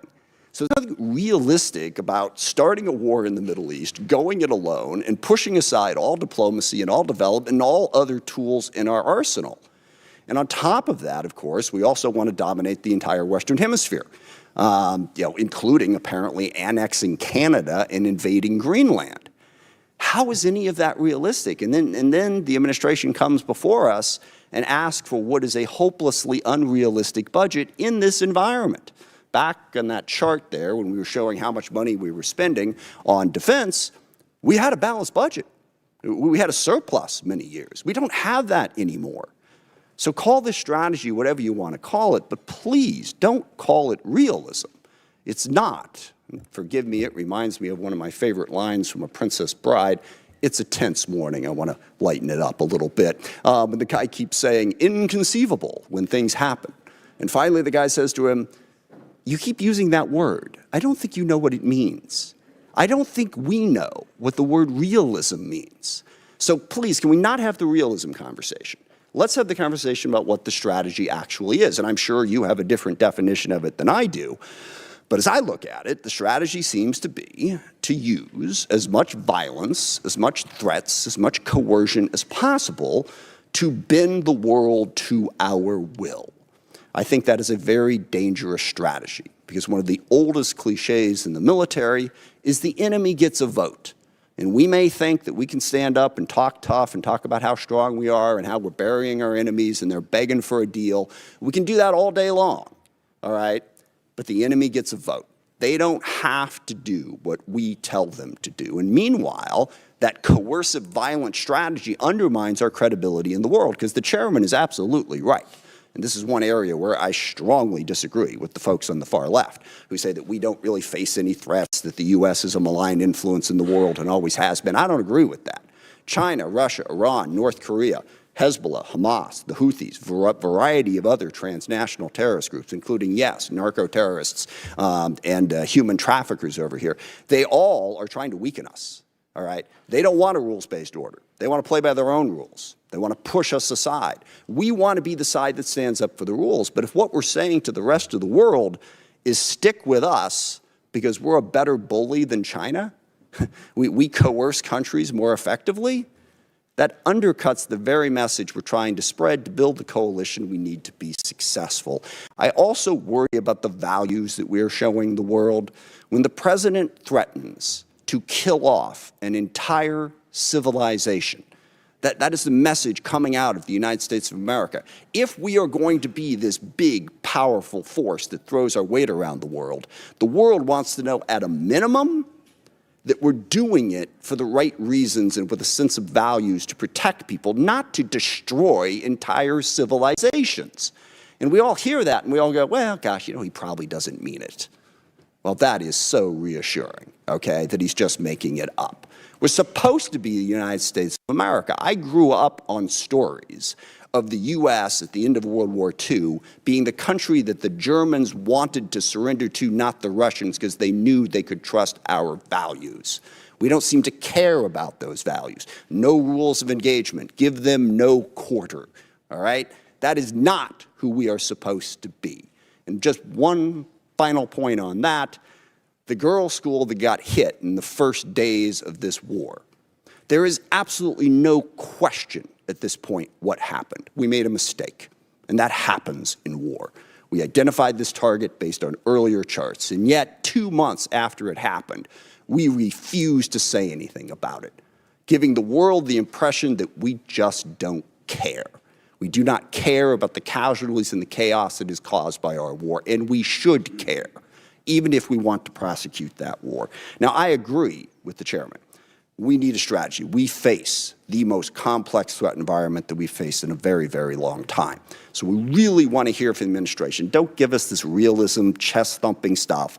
What are we really going to do to meet those threats, to deal with the challenges we face? And I'll close just by saying, one of the other ironies of this, of course, is we have a great example in the world right now of what our strategy should be and where our values should be, and that's Ukraine. And I'm really curious, here we are, we roll out the red carpet for Vladimir Putin. We belittle and insult President Zelensky in the White House. He has no cards, right? Well, here we are a year after that. Looks like he had a couple cards to play, because Ukraine is actually winning against Russia. Ukraine, a sovereign democracy standing up against a brutal, oppressive, coercive dictatorship. And we can't even bring ourselves on a consistent basis to say, we are with Ukraine and we are against what Putin is doing, and stand up and support them. So I want to see that strategy to meet the complex threat environment that we have. But simply saying we've already won and boasting and bragging and trying to belittle and insult the entire world, that's not going to get us to the posture that we need. So I hope we have a conversation about how we can build a strategy that makes sense and is actually realistic. With that, I yield back. I thank the ranking member for his opening statement. Now I'd like to introduce our witnesses. And we have the Honorable Pete Hegseth, Secretary of War, General Dan Caine, Chairman of the Joint Chiefs of Staff, and they are being accompanied by Mr. Jay Hurst, Acting Chief Financial Officer and Comptroller for the Department. I also want to welcome the Secretary's wife, Jennifer. Welcome to our hearing. Glad to have you here with us today. And with that, Ms. Secretary, we'll start with you. You're recognized. Well, thank you, Mr. Chairman. Ranking Member Smith, distinguished members of the committee, we appreciate the opportunity to testify in full support of President Trump's historic $1.5 trillion fiscal year 2027 budget request for the Department of War. The President's budget request reflects the urgency of the moment, addressing both the deferment of longstanding problems as well as positioning our forces for both the current and the future fight. We think divesting to invest is a strategy of austerity. I'm honored to appear alongside General Dan Caine, Chairman of the Joint Chiefs of Staff, as well as Jay Hurst, our Comptroller, or Chief Financial Officer. I'd like to start by thanking this committee and Congress for your partnership in securing the investments needed for a stronger, prouder, and more secure America. I think what our troops have demonstrated to the world over the last 15 months are a reflection of that. A nation's ability to build innovate, and support the critical needs of its warfighters at speed and at scale is the foundation upon which its survival rests. However, upon taking office on January 20th, 2025, President Trump inherited a defense industrial base that had been hollowed out by years of America Last policies, resulting in a diminished ability to project strength.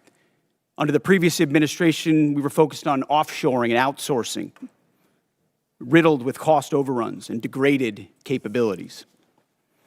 Under the leadership of President Trump, our builder-in-chief, we are reversing this systemic decay and putting our defense industrial base back on a wartime footing.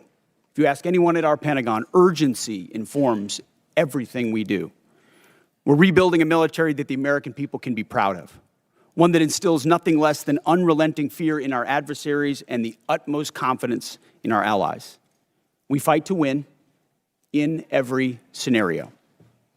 The $1.5 trillion FY27 budget put forward by the President will build upon the historic $1 trillion FY26 top line and continue to reverse the 4 years of underinvestment and mismanagement of the Biden administration.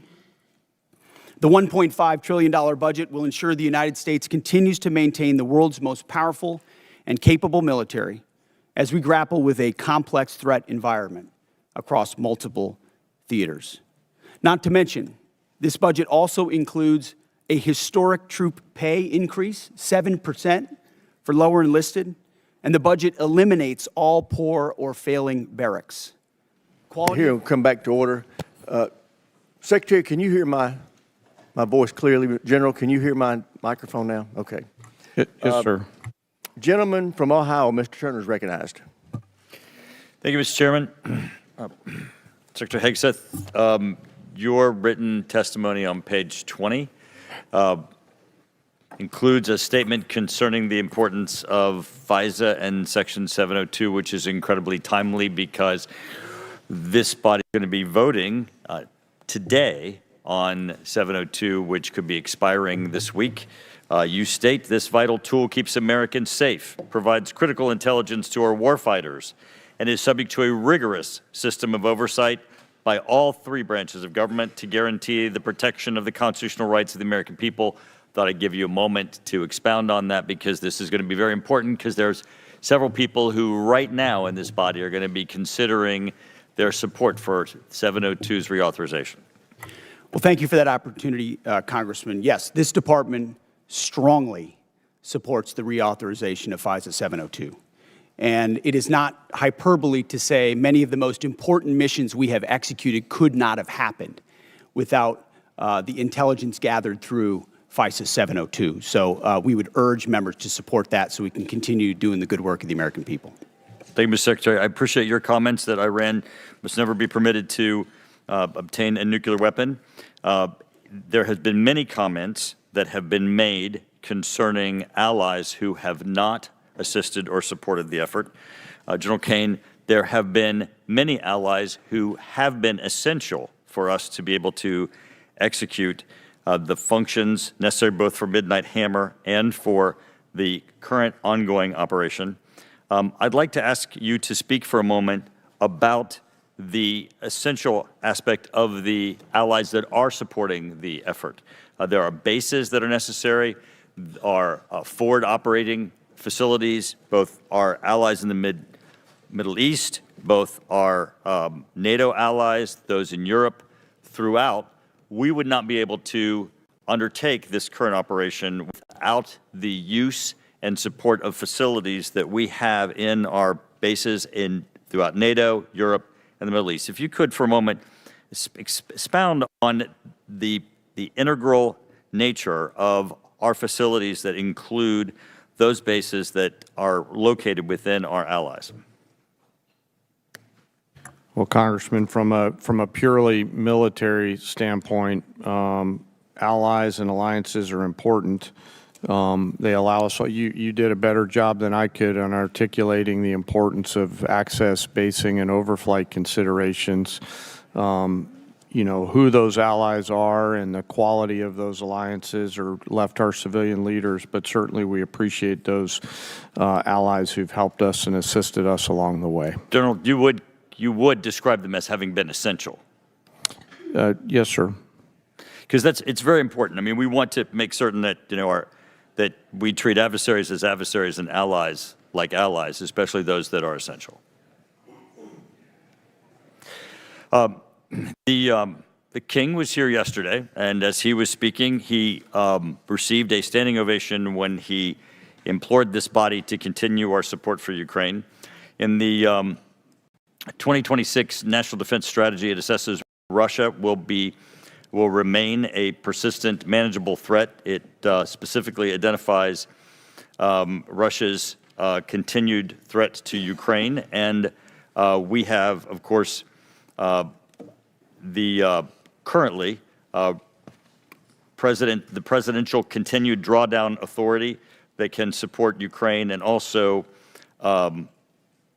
the President Trump announced Pearl, the prioritized Ukraine requirements list, and in the FY 2026 NDAA, there is the $400 million that is included in the European capacity building within the defense security cooperation. General, the last time on the House floor with respect to funding for Ukraine, there was a vote in the House of over 300 members of the House that supported Ukraine. Could you please give us a description of some of the things currently that we're doing operationally to support Ukraine? Congressman, a few of those are probably left for classified session. We continue through our security assistance group, Ukraine, to assist with some information sharing matters. UCOM continues. But you would describe it as continuous and ongoing and essential for Ukraine with U.S. support. So much of the relationship. Gentleman's time's expired. Chair now recognizes the gentleman from California, Mr. Garamendi. Thank you, Mr. Chairman. Mr. Secretary and General Caine, let me begin by thanking the men and women of the United States military for their service and their bravery. I recognize that our service members have performed with extraordinary courage and tactical skill, and they've done incredible things that our country has asked them to. Their professionalism and selfless service are not in question and never have been. What is in question is the purposes and the strategic direction of this war. Mr. Hegseth, as Secretary of the Department of Defense, you are ultimately responsible for the conduct of the Iran war. Any unvarnished review of what is happening right now in the Middle East would reveal a geopolitical calamity, a strategic blunder resulting in worldwide economic crisis. The result of Trump's war of choice is a serious self-inflicted wound to America. It will take years and a new administration to recover from the grave damage to our standing in the world, as well as our economy and our military. We must remember that 13 Americans have been killed in action, hundreds wounded, and thousands of civilians killed, including more than 100 school children. The risk of this conflict was foreseeable. I'm certain that the Department of Defense knew that it was likely that in a war with Iran would create an international economic crisis by blocking the Strait of Hormuz and thus stopping 20% of the world's oil. Was this existential threat considered? Apparently not. During the 60 days of Trump's Iran war, critical munitions have been expended at an alarming rate, depleting magazine levels below what is thought necessary to hold China at bay. It will take years and tens of billions of dollars to restock. A significant part of the necessary Navy and Marine force in the Pacific has been removed and sent to support the Iran war. Our support of Ukraine has suffered as supplies and defense systems are diverted to the Iran war. America has lost irreplaceable aircraft, radar systems, and strategic bases have been shown to be vulnerable. The continued lengthy deployment of ships, equipment, and personnel has sacrificed readiness. We know what we have lost, but what have we gained? Let's consider that the regime in Tehran is still intact, with new and more radical leadership, as are Iran's ballistic missile and drone forces, as is Iran's ability to rebuild their military industries. Also, as is Iran's coordination with China, Russia, and North Korea, and Iran's ability to choke off global energy supplies, and their stockpile of highly enriched uranium, which they only built after President Trump shredded President Obama's Iran deal in 2017. Secretary Hegseth, you have been lying to the American public about this war from day one, and so has the President. You have misled the public about why we are at war. You and the President have offered ever-changing reasons for this war. You've misled the public about the progress of the war. While the military has executed this war with tactical success, the strategy has been an astounding incompetence, doing immense economic damage to America. Mr. Chairman, and the Mr. world. Chairman, with the personal attack on the Secretary, he should have an opportunity to respond. He certainly Thank will. you. At the time When I you're am doing finished. it. It's the gentleman's time. He can use it as he sees fit and add an extra 5 seconds to Mr. Garamendi's time. Thank you. You and the President are ever-changing reasons for the war. You have misled the public about the progress of the war. While the military has executed this war with tactical success, the strategy has been an outstanding example of incompetence. This war of choice is a political and economic disaster at every level. Despite the President's promise to lower the cost of living, gas prices are up 40%, and inflation is soaring so much for lowering the cost of living. The President has got himself and America stuck in the quagmire of another war in the Middle East. He's desperately trying to extricate himself from his own mistakes. It is in America's, and indeed the world's interest, that he succeed in that. I yield back. Gentleman yields back. Chair, and I recognize the gentleman from Virginia, Mr. Whitman. Thank you, Mr. Chairman. I'd like to thank our witnesses for joining us today. General Caine, Secretary Hegseth, Mr. Hurst, thank you so much. I want to go to a statement I've been making here for the last several years, and that is we are in the most dangerous national security position that this world has been in since 1939. And we know that it's a critical effort that we undertake to make sure we can deter through the concept of peace through strength. Ms. Secretary, I'd like to start with you. We know that peace through strength has a number of tenets. I think the most important of those is presence. And we know that the United States has the Marine Corps Amphibious Ready Group, Marine Corps Expeditionary Unit, that provides us that presence.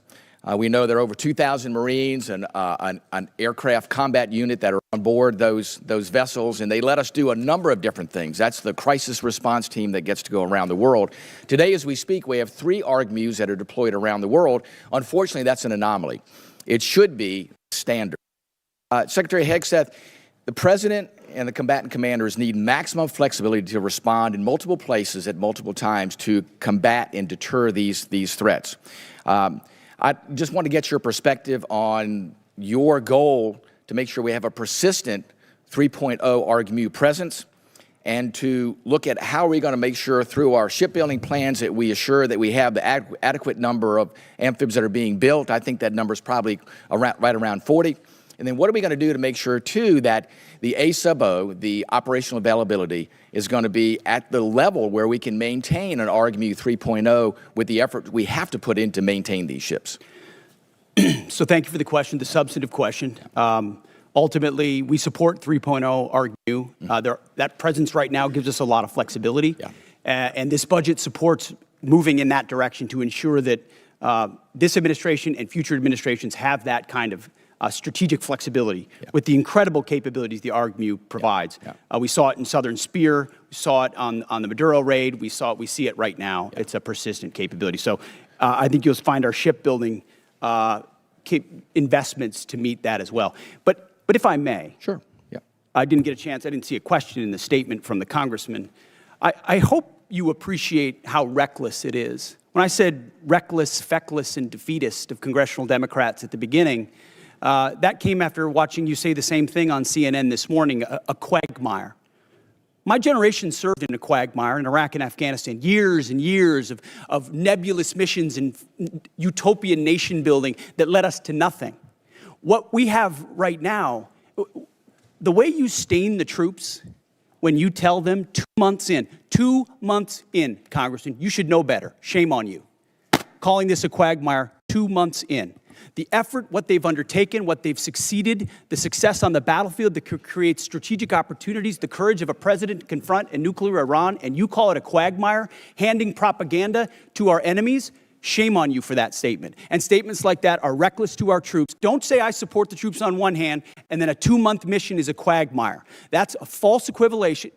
Who are you cheering for here? Who are you pulling for? Our troops are doing incredible work. They've done incredible things for the entirety of this mission and achieved incredible battlefield successes. And you sit there and go on TV for your clickbait about quagmires. It undermines the mission. Your hatred for President Trump blinds you to the truth of the success of this mission and the historic stakes that the president is addressing, which the American people support. Iran's been at war with us for 47 years. You want to talk about a forever war? For 2 months, this president has stared them down. He's going to get a better deal than anyone ever has and ensure that Iran never has a nuclear weapon. I know the American people support that mission, despite your loose talk and words like quagmire. Thank you.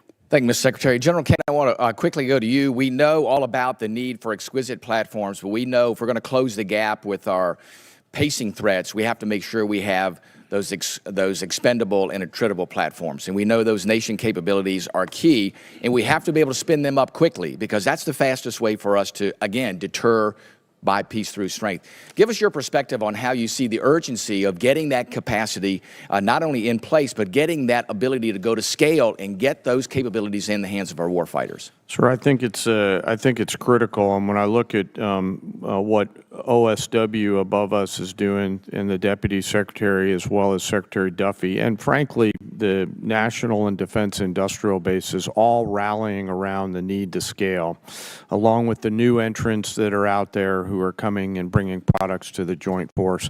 A key is capacity. Time's expired. Chair, and I recognize the gentleman from New Jersey, Mr. Norcross. Thank you, Chairman. I'd like to thank the witnesses for being here today. Mr. Secretary, it's well known that our defense industrial base and maritime industrial base has declined greatly over time. It's the shipyards. It's many of the things that you already spoke about. In my community, we used to have 3 shipyards, 40,000 workers. We've lost that critical job skills there and 40,000 people who know how to do it. And quite frankly, most of it went overseas because it was cheaper. Well, cheaper doesn't buy the security we need for our industrial base. I championed a provision in the 24 NDAA entitled Enhanced Domestic Content Requirement for Major Acquisition Programs. Had to do with our industrial base making things here in America long before this administration came in.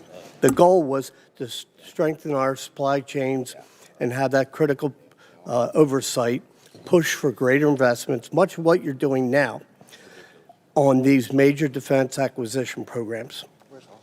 So we passed that in a bipartisan manner because we knew that this was critical and things can happen. Lo and behold, here we are.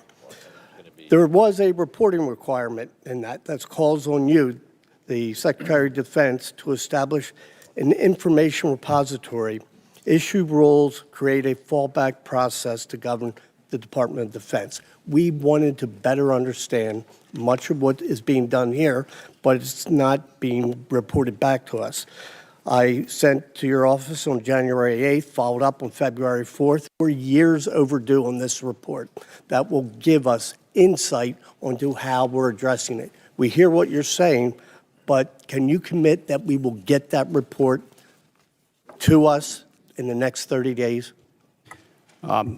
Unless Jay has additional details, I'll make sure we look into it. Whatever we can get to you as rapidly as possibly, we will. We'll also check with the new Navy leadership and make sure they're complying as rapidly as possible with every aspect that could apply to shipbuilding. That's been our focus on the Navy side. It's not just shipbuilding, major acquisition programs across the board.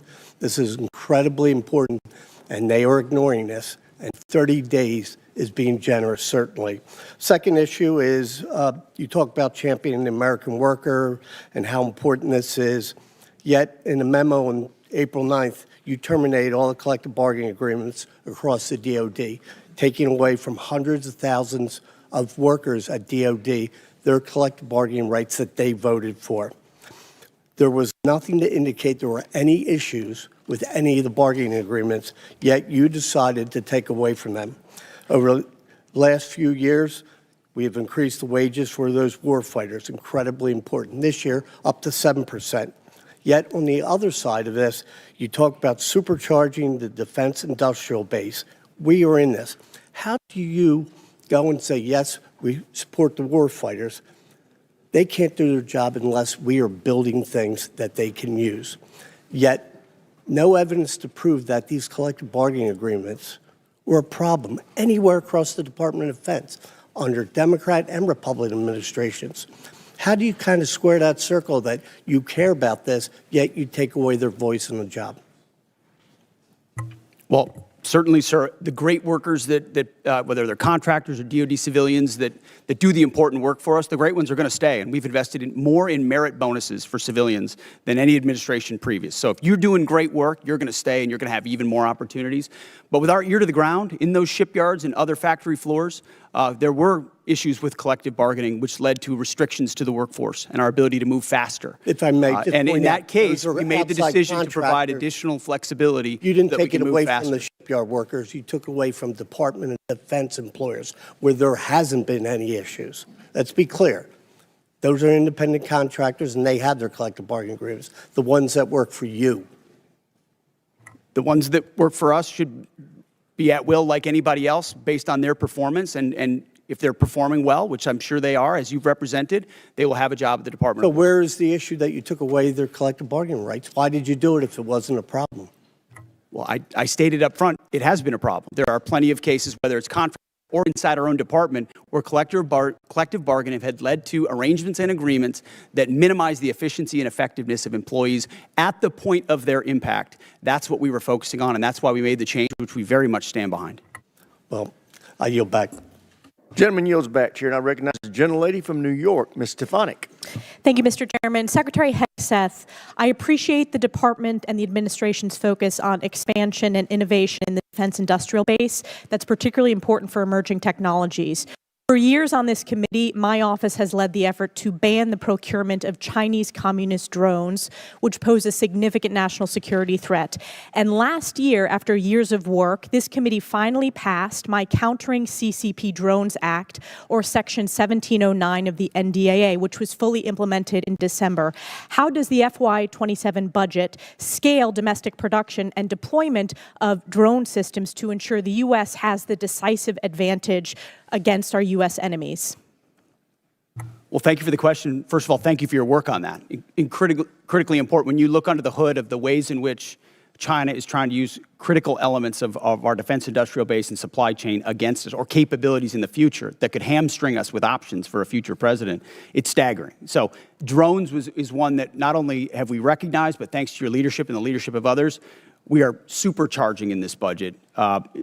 Conservatively, $54 billion in drone and drone dominance and counter UAS. Jay just slid me a piece of paper. If you add it all up, it could be closer to $74 billion. We started a defense autonomous warfare group, to focus on this, but we're going to do even more. We will shortly announce a sub-unified command of autonomous warfare.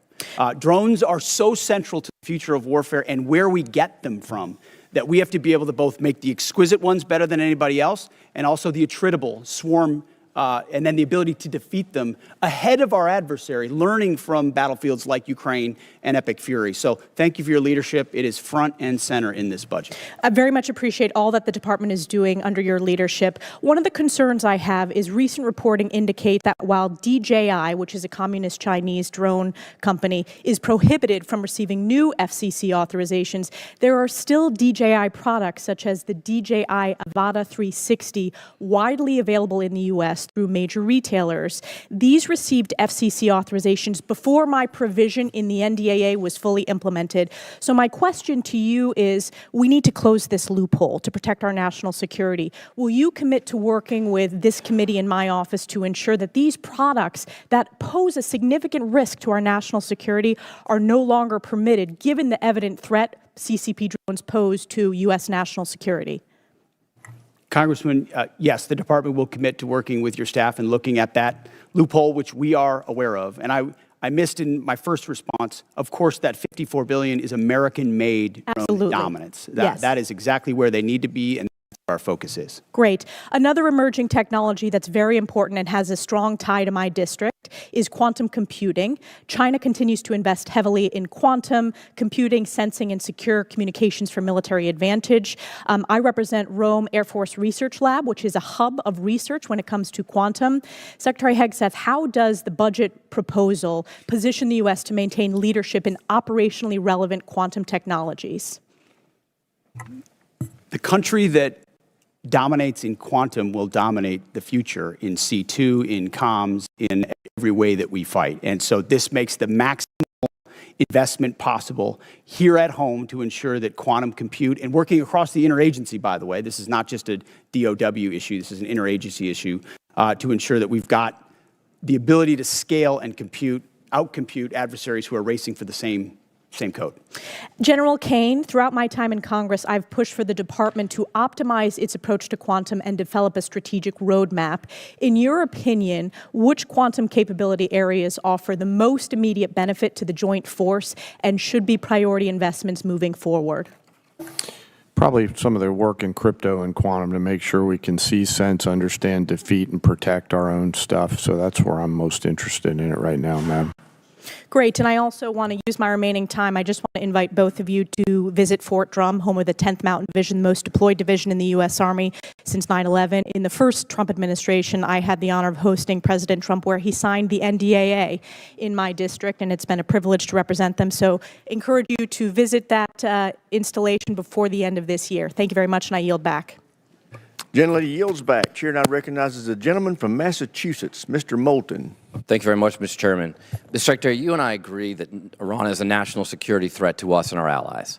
Now, earlier you called us feckless for questioning your war. Do you think Congress was smart or feckless when it failed to ask tough questions of the Bush administration and gave them a blank check for Iraq? Well, if you're trying to compare this war to the Iraq I'm just asking you, war, do you think the it was president smart or was the feckless? first one to call a stupid war, then it's a false comparison. Okay, well, probably a good idea to ask tough questions. So let me just ask you a few questions. Did you advise the president that we should attack Iran?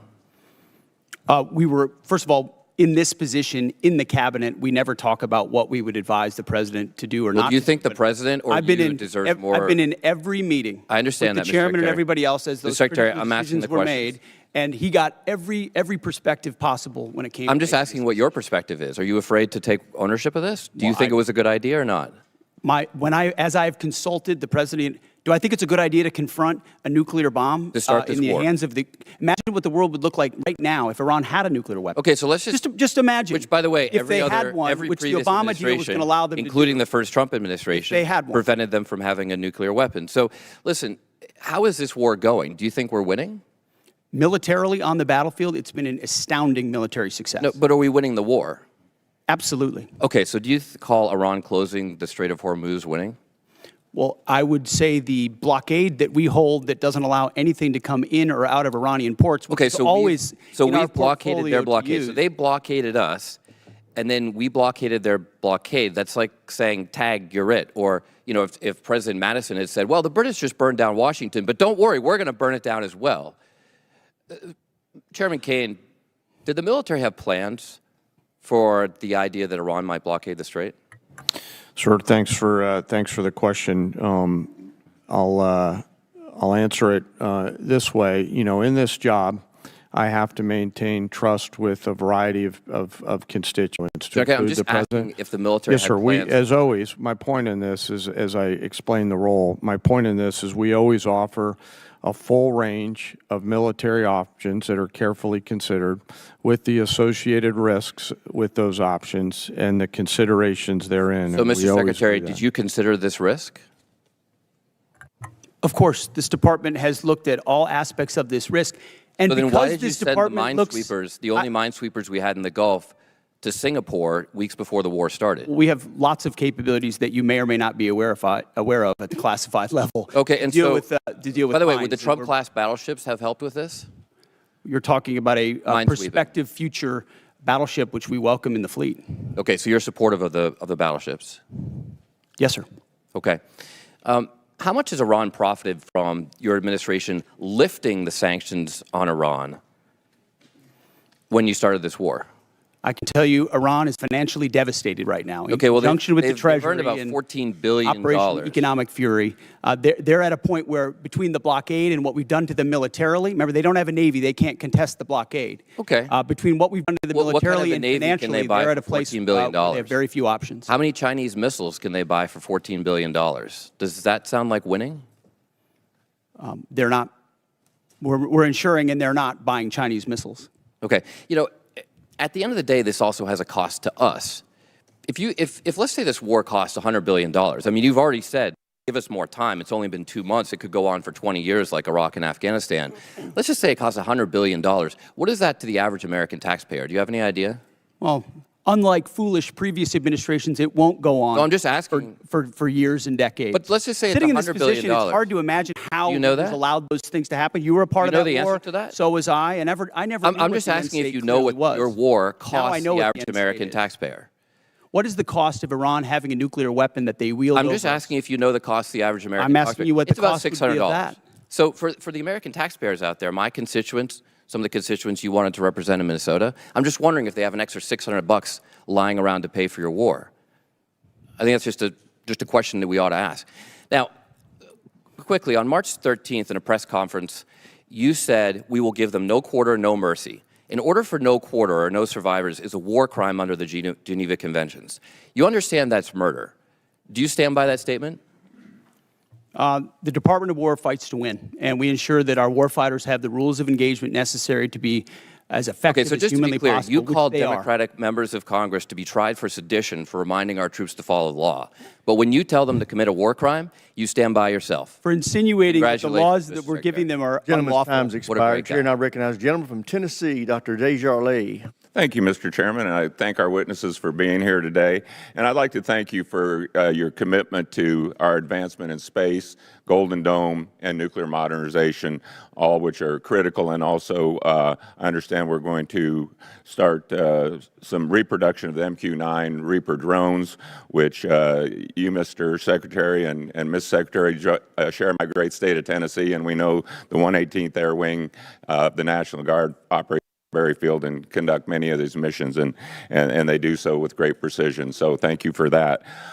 Secretary Hegseth, you commissioned as an infantry officer in the U.S. Army National Guard in 2003.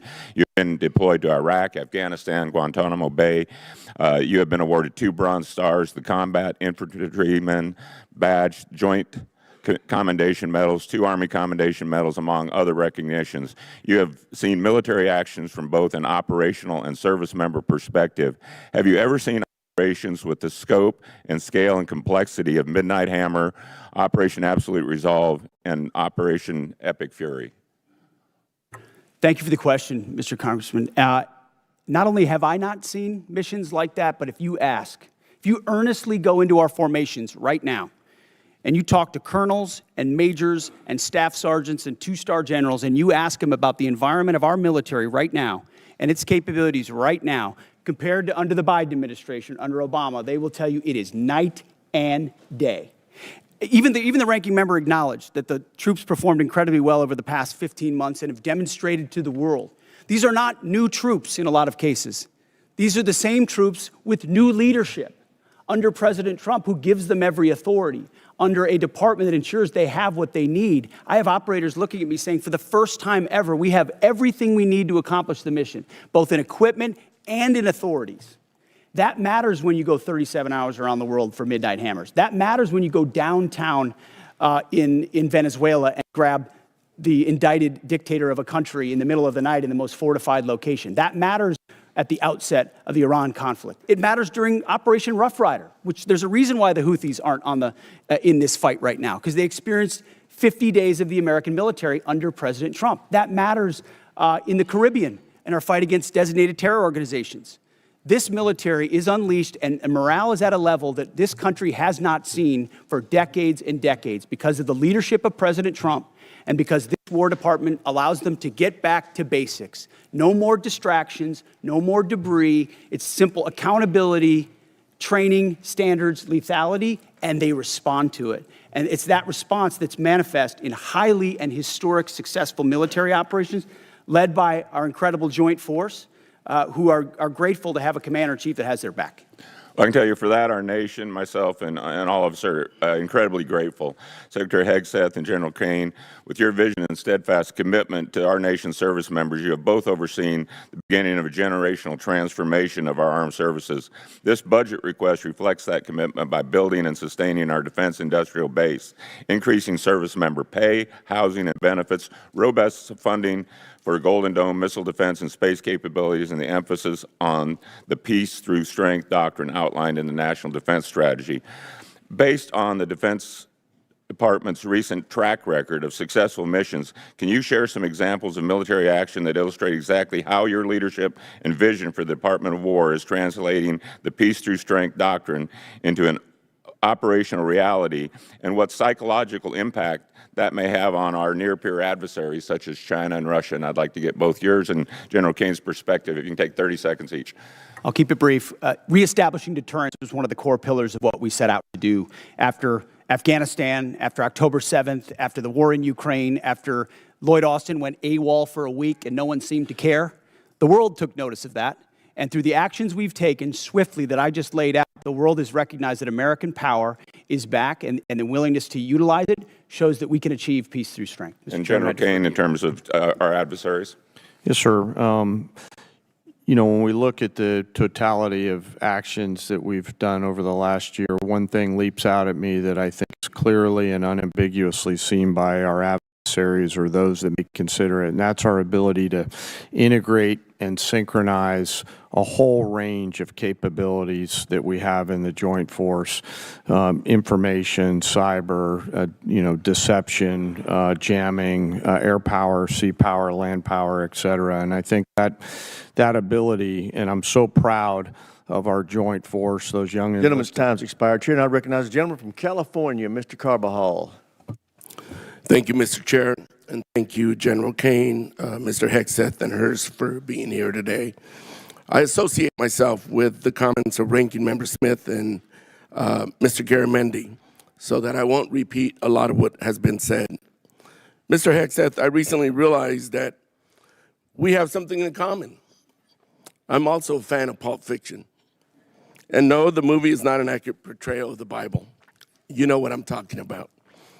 This president and his administration have claimed to be the most transparent of all time. With that in mind, I'd love to get some straightforward answers today. Some estimates show that the Trump administration's war of choice in Iran is costing taxpayers around $1 billion every day. In addition to spending taxpayer money on a war they don't want, it is also driving up costs. The cost of gas, while the cost of living is skyrocketing under this administration's policies. To me, and I assume to the American people, it is unclear why we started this war, how it will end, and what anyone gained from it. Mr. Hegseth, about how much money has been spent on this war to date, and how much more do you anticipate spending? Well, as our comptroller laid out, the estimate is less than $25 billion at this point as far as an expenditure. And the question I would ask this committee is, what is it worth to ensure that Iran never gets a nuclear weapon, considering the radical ambitions of that regime? I mean, almost every member of this dais at some point has said, whether it was 2015, thank you for your answer. I'll proceed to my next question. Thank you for your answer. President Trump is the one that's willing to make sure it doesn't happen. Supposedly, we had taken care of the nuclear capability last time around. And now this war, we're at it again, because obviously we said we did, but we didn't. In a way that we know, the United States military can do. I want to reclaim my time. We know that the cost of oil and gas has gone up as a direct result of this war, and the American people are feeling that pain at the pump. In an attempt to alleviate the high price of gas caused directly by this president, he lifted sanctions on Russian oil. The way I see it, this is a massive gift to Putin and Russia's struggling economy. Mr. Hegseth, is there any concern that easing sanctions against Russia will allow Putin to continue funding Russia's illegal war against Ukraine? Well, we've seen Russia's and Putin's inability to make effective battlefield gains, just like their inability to defend the Maduro regime with the billions of dollars of systems the Russians sent to Venezuela in order to defend him, which were defeated in 15 minutes. So Russia's military capabilities are no match for ours. And you don't believe easing the sanctions is helping Russia? Well, we have the best energy team in the planet it's just a yes or White no. House. We're going to ensure that this is not deja vu. It's a simple yes or no. I understand the energy dominance that this administration has unleashed. All right, well, I'll proceed to my next question. Strategy. Last week, it was announced that the Department of Defense is no longer requiring service members to get their annual flu shot. Now, this is an easy one for you. It's a softball. Don't screw it up. The rationale was to, and I quote, restore freedom to our joint force. This has been a requirement since 1950 because it is an effective at preventing the spread of flu among our troops. It's not some new woke requirement as you like to lean on for much of your rhetoric. This decision is actively making our military less safe and less prepared. Mr. Hegseth, at this time are there plans to remove the mandatory requirement of other vaccinations like measles, mumps, and polio? We made very clear in our announcement that it applies to service members having a choice as it pertains to the flu vaccine. Don't you think that's a little reckless? No, I think allowing well-informed Americans who serve our country to make a choice is not reckless. And commanders will still have latitude, say, for a submarine or something else to make a decision for a unit about whether it could be mandatory in a particular circumstance. But overall, our troops have earned the right to be able to choose about something like that related to their health. Mr. Hegseth, I stand by what I said last time you were here. You were incompetent then, you're incompetent now, and you're the gift that keeps on giving when it comes to incompetence. With that, Mr. Chairman, I yield back. Gentleman yields back. Chair, now, other than that, I'm doing great. Thank you. From Mississippi, Mr. Kelly. Thank you, Mr. Chairman. Secretary, don't you think it was extremely reckless to mandate COVID vaccines for the healthiest and most unlikely to get COVID and kick them out of the service if they did not comply with a, although legal, crazy order from the previous administration? Don't you think it was reckless to require that those soldiers and Marines and sailors had to take that COVID vaccine? Congressman, thank you for the question. Not only do I think it was reckless, but we point out the nature of the emergency and lack of actual data on it. We think it wasn't legal. And as a result, we're working very hard to ensure that any service member who was pushed out is brought back in. If they were forcibly pushed out, back pay and rank and everything that comes with it. Those soldiers and troops of conscience who had to make that choice, I think are the best troops in our force. Listen, I'm grateful that we have two great National Guardsmen sitting at that table today. As a longtime serving Guardsman who just retired, I'm so proud of y'all and what you mean for our total force. It's not a National Guard, it's not a reserve, it's not an Army, it's not a Navy. It is a total force, and thank y'all for recognizing that. I just want to go back to some of the Iran stuff. I don't know, maybe they're in a different world than I'm living in, but from where I live since 1979, Iran has been at war with the United States, although we refuse to acknowledge it, whether that's Hezbollah, whether that's the Houthis, whether that is Hamas, whether that is trying to build nuclear weapons, exporting terror everywhere. I know for a fact when I was in Iraq, both tours, that EFPs made by Iranians killed our troops. I know for a fact that many of the munitions, I know for a fact many of the militias in Iran that were Shia-based were there to attack Americans at the willing knowledge of the Iranian government. Do you agree they've been at war with us and are still at war with us and the world since 1979?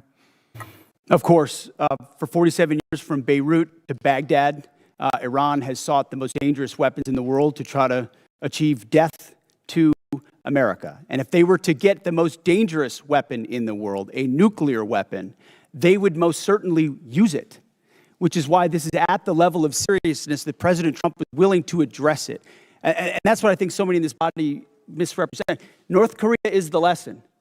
Everybody thought North Korea shouldn't have a weapon. Under the Clinton administration, they gathered so many ballistic missiles that the ballistic missile shield allowed them to blackmail the region and the world to say, we're going to get a nuke and you can't do anything about it. Under this administration, them weakened by the 12-day war and what happened with Midnight Hammer, the President made a bold choice on behalf of the American people to say never will Iran, with their view of death to America and death to Israel, have a nuclear weapon, because if they have it, they'll use it. And he's taken that bold action in a way I think the American people, when they understand the nature of that threat, and they do, they support it. Chairman Caine, wow, I've been around a long time. Can any other military in the history of the world pull off Venezuela, Midnight Hammer, and Epic Fury the way that our great warriors that defend and project power for our nation are you aware of any other nation in the history of the world that could have done that? I'm not sure, and I remain very proud of the Joint Force. I'll also say that we're a learning organization, and we're going to continue to look at the things that go right in any operations that we're tasked to do, and we're going to get better every day. So we do not want to sit on the successes and assume future successes. We owe it to the nation and to the citizens to constantly improve no matter how well something goes. So I'm incredibly proud of the Force. That said, I'm even more proud when they come back after that. They go into a team room and they start debriefing to make sure that we do it better next time, whatever it may be. And my final point, I just want to talk about what a stroke of genius it was, greater than I would have thought, to blockade the ports of Iran. And that blow economically to their entire economy and to their leadership and everything else, it's going to take a little bit of time to play out. But that was so smart because it is more effective than any bombs, and those bombs were effective in Midnight Hammer. They continue to be. But until we kill their will to create a nuclear weapon, they will always be a nuclear threat because they've advanced far enough along. But that blockade was so important. And it amazes me now we're crying about high gas prices when they were $2 a gallon more just 4 years ago or 5 years ago under the previous administration. With that, I yield back. Gentleman yields back. Chair now recognizes the gentleman from California, Mr. Caine. Thank you, Mr. Chairman. Secretary Hegseth, tomorrow is 2 months since the war has begun. You've testified that it was $25 billion in cost in terms of the munitions we used and what we paid for it. But when you add to that the damage that was done to our bases and today's dollars for buying replacement munitions and replacement aircrafts, what has the total cost been over the last 60 days? That number right now reflects the total cost that we're seeing. Including buying today's dollars, the new weapons and replacements, and including the damage there? That's your testimony? If there's under oath? adjustments to that, I would defer to the comptroller on that. And how much are you seeing in terms of, are you asking in terms of supplemental funding just for the Iran mission from this committee? If and when a supplemental is submitted, how much? the majority of it would not just be for, What Epic would be Fury, the it would be ballpark for Iran? munitions related to the entirety Just of a what number, we want to sir. get done. A number, what would you submit? What are It you would be requesting? within on Iran, it would be less than $25 billion, but there's a lot more we would ask for beyond Well, just Iran. you're saying it's considering- $25 billion. I would just, if you come back, you want to revise those numbers, because all the experts are disagreeing with you when it comes to today's dollars and damage, but you can revise it. How much did it cost American taxpayers in terms of the strike to the Iranian school where kids were killed? Do you have that number in terms of the missiles we used? As I've said, that unfortunate situation remains under investigation. You don't know how much it 15-6 costs the investigation, but I taxpayer? wouldn't tie a cost to that, to anything. It's a reasonable question, no, sir? I mean, our taxpayer money was going there. Do you know how much it will cost Americans in terms of their increased cost in gas and food over the next year because of the Iran war? I would simply ask you what the cost is of an Iranian nuclear bomb. I'm going to give you that opportunity. I would simply ask you what yeah, you're but, playing gotcha sir, questions sir, about no, it's domestic not. things. I'm not. You're saying it's a gotcha question to ask what it's going to be in terms of the increased Why cost won't of you gas answer what and it costs to prevent Iran from getting a nuclear bomb? I give you that, sir. But let me. What would it just cost? ask my- What would you pay to ensure Iran doesn't get a nuclear bomb? What would sir, you pay? I reclaim my time. Do you not know? You had no one do the analysis of what the increased cost of gas and food on the American people are going to be? What is the cost Let of me Iran give you holding the that number. straight at Let me issue give with you the nuclear number. weapons? It's $631 billion, which means it's an increase of $5,000 a year for American households. Now, let me give you this point. You're saying that your operation is preventing a nuclear Iran. Will you acknowledge that there is an economic cost to the American people for doing what you believe is necessary to make Iran denuclear? Will you acknowledge the economic cost? We have an incredible economic team that's managing this better than what the previous administration did to our economy, what the previous administration did with inflation, what the previous administration did with COVID, and you're going to lecture this administration about the economy? You know what is upsetting? Incredible. You didn't even do the analysis on how much it's costing the American people. It's one thing if you said, okay, it costs the American people $5,000, but we think it's worth it. That's what we've done in World War II and other wars. Here's what it costs. You got to pay for it. You don't even know what the average American is paying. You don't know what we paid in terms of the missiles that hit the Iranian school. You don't know what we're paying in terms of gas. You don't know what we're paying in terms of food. Your 25 billion number is totally off. It's the incompetence. It's the incompetence. Let me ask you this.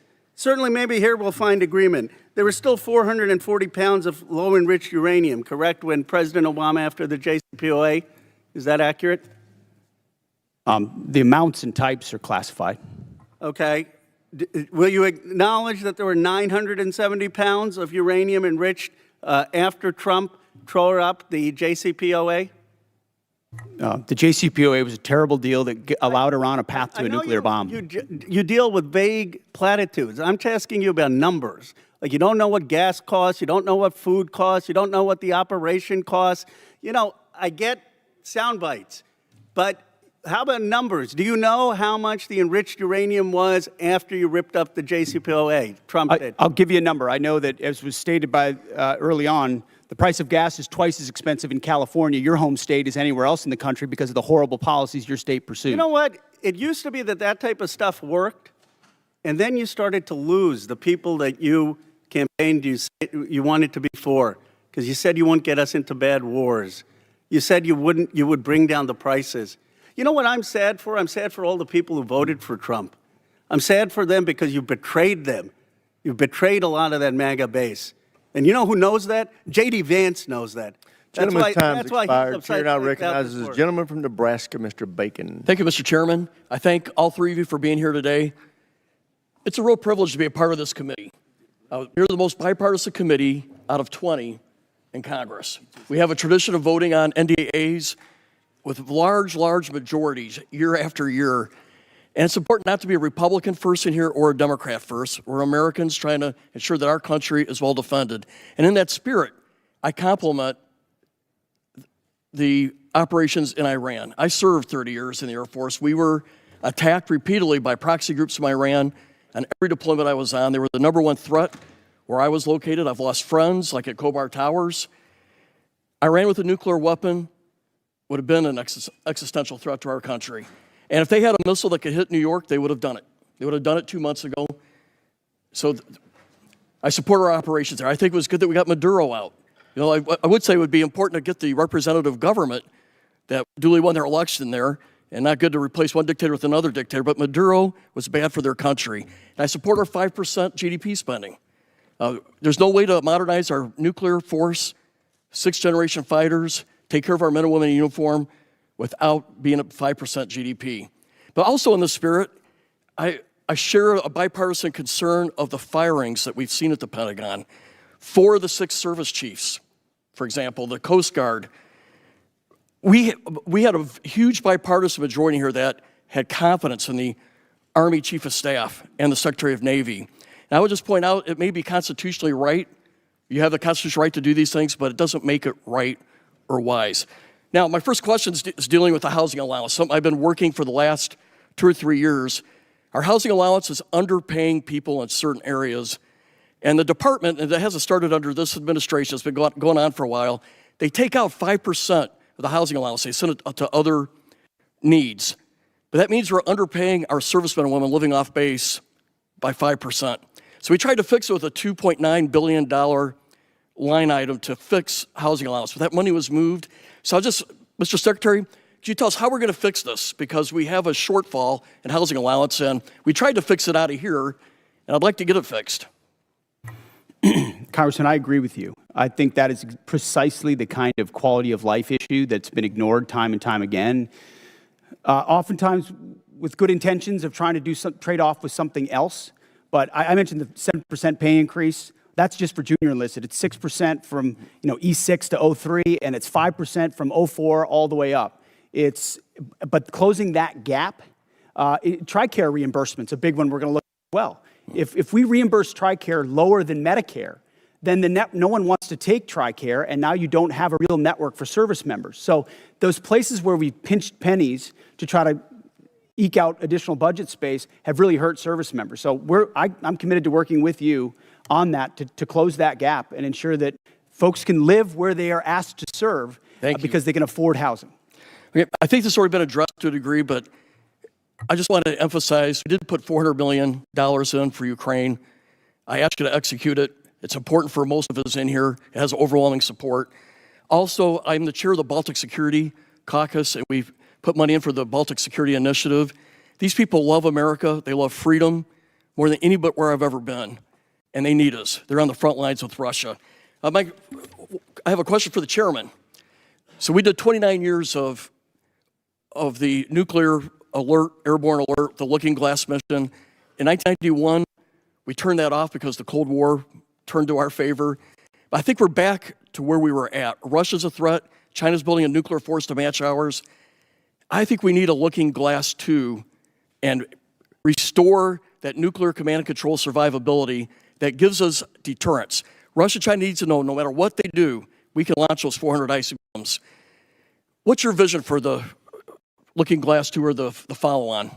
Well, sir, as you know, right now we're looking at all three legs of the nuclear triad to make sure that that most critical backstop on our nation's most important day is reliable, redundant, and workable. And so we'll take a look at that. I know the team already deep in analysis on all from NC3 to the end state. But what I want you to know is the most important thing is the ability to execute if we had to, and we can.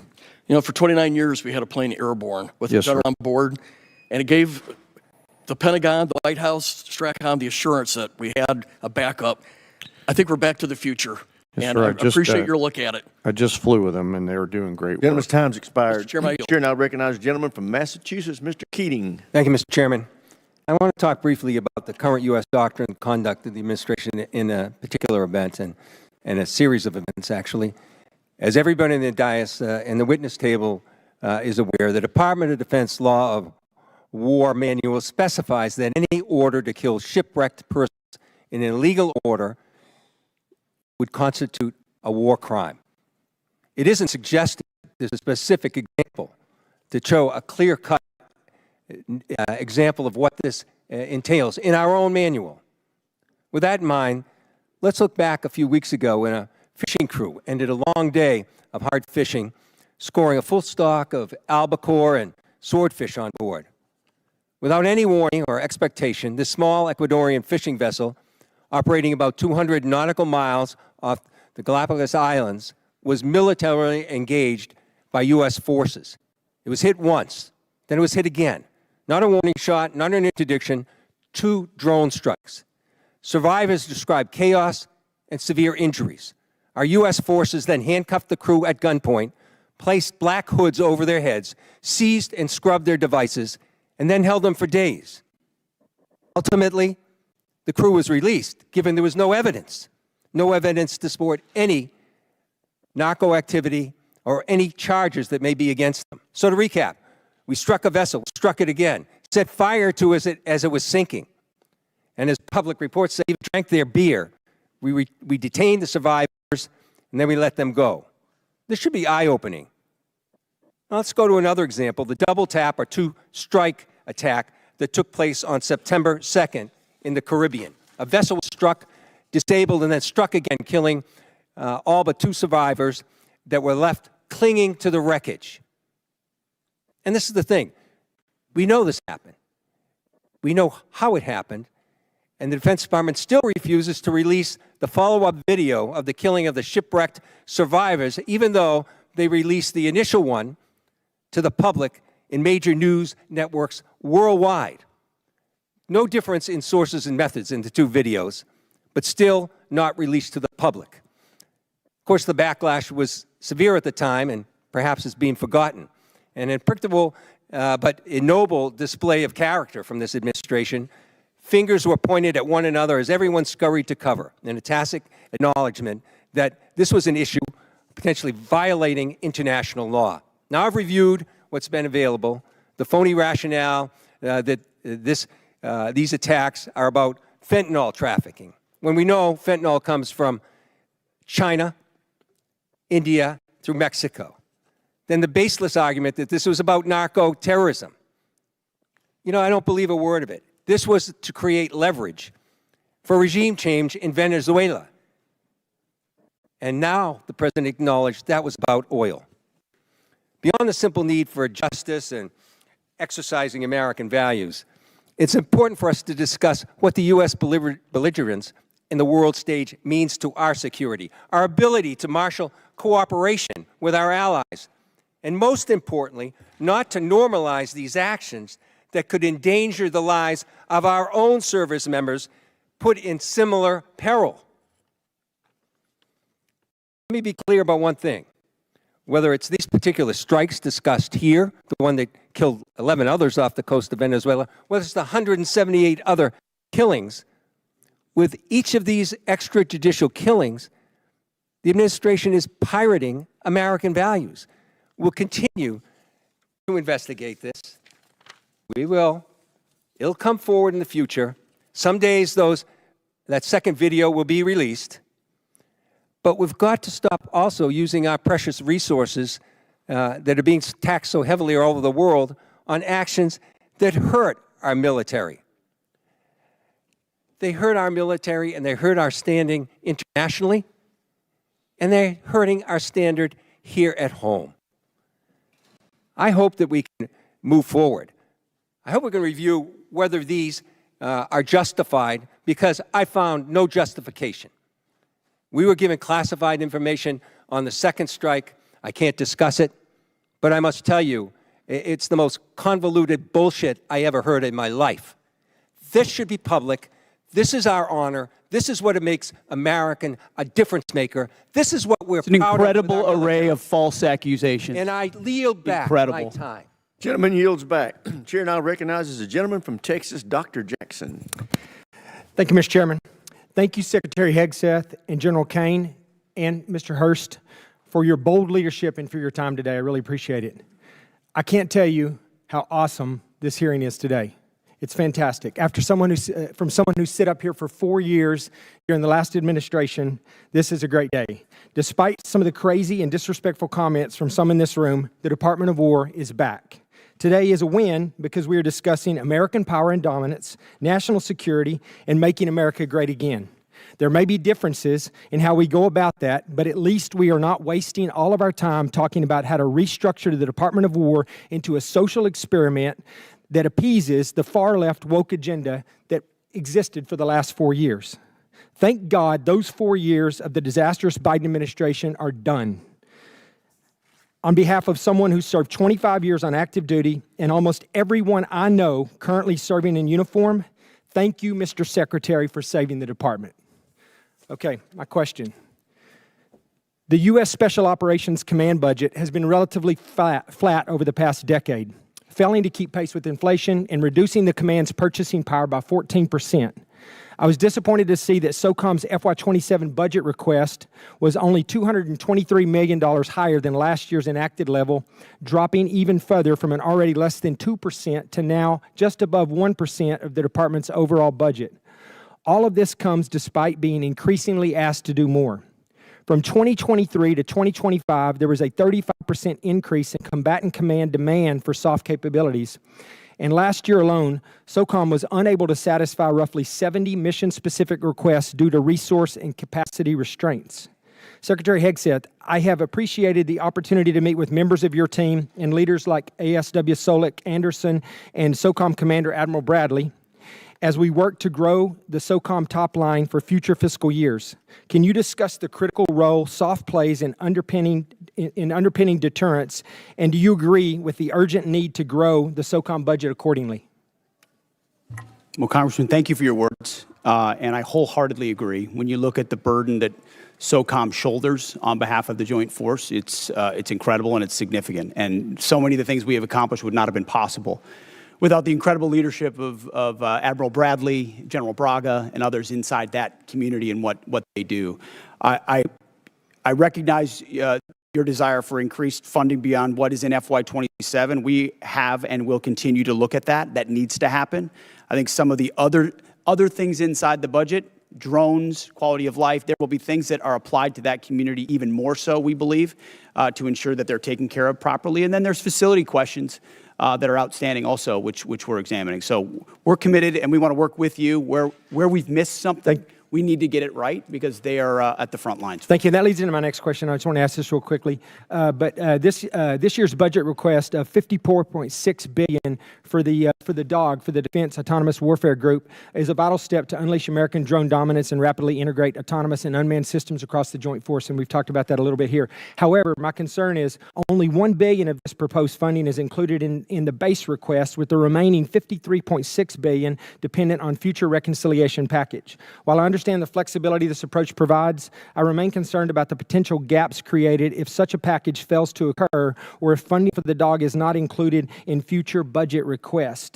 And like you said, I'm hoping that SOCOM is a big part of this. But to avoid critical capability gaps, how is the department planning to fully fund DOG at the $54.6 billion if reconciliation stalls, or if the department, or does the department intend to transition funds for autonomous requirements into the base budget for future years?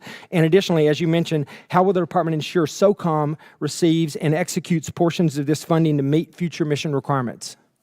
It's the right question, and we plan to work hand in glove with this committee, with OMB, with the White House to ensure that that reconciliation package is properly tailored and timed so that it is passed, so that critical money gets there. So we're not looking to FY28 or FY29 because we need those capabilities right now, which is why I appreciate the chairman's opening question about reconciliation.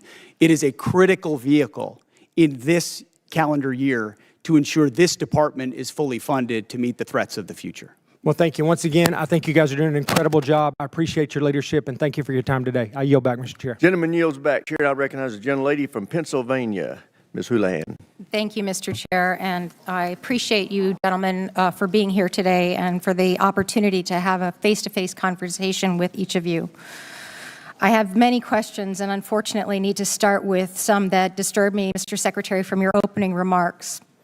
In your opening remarks, Mr. Secretary, you reserved more words and more time and more vitriol to condemn Democrats than you did for Xi and for Putin combined.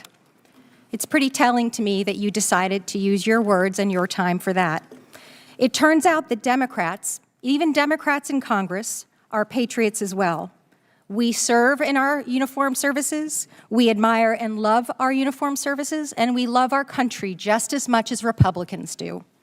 In fact, in this body, I and Representative Bacon, who you just spoke to, led the junior enlisted pay raises that you now sit there and laud as and take credit for.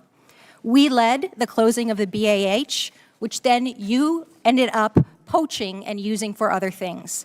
This body led and authorized Ukrainian funding that is now being withheld. You also, in your opening remarks, strangely admonished us here for not being patient with the results of your 2-month war, a war of your suggestion to this president, a war of your choice, a war you executed without congressional consultation. And so it shouldn't be shocking, sir, Mr. Secretary, that we have questions. Indeed, it's constitutionally our right to do so. So to be clear, despite a brilliant performance by our men and women in uniform, despite thousands of tactical successes. Iran still has nuclear material, still has air defenses, still has small boats, and still has the Strait. So despite the fact that your recent comments indicate that operations appear to be finished, there clearly is more work that needs to be done. As mentioned, today is indeed 60 days. So, Mr. Secretary, how many more months, just order of magnitude, do you think that you're going to need to be able to conclude operations successfully?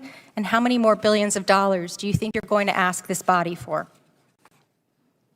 Well, as you know, and as the President has stated, you would never tell your adversary, Sir, especially I once recognize you've, that is the line that you always especially use, once but you've give me an order of decimated their magnitude. military and you control their 3x, strait, 4x? how long you would be committed to the mission. And the next thing that you mentioned in your opening You know remarks, that. Mr. You would never do that. Secretary, is that you called on, which astounded me, examples of the Afghanistan war, the Iraq war, and the Vietnam war.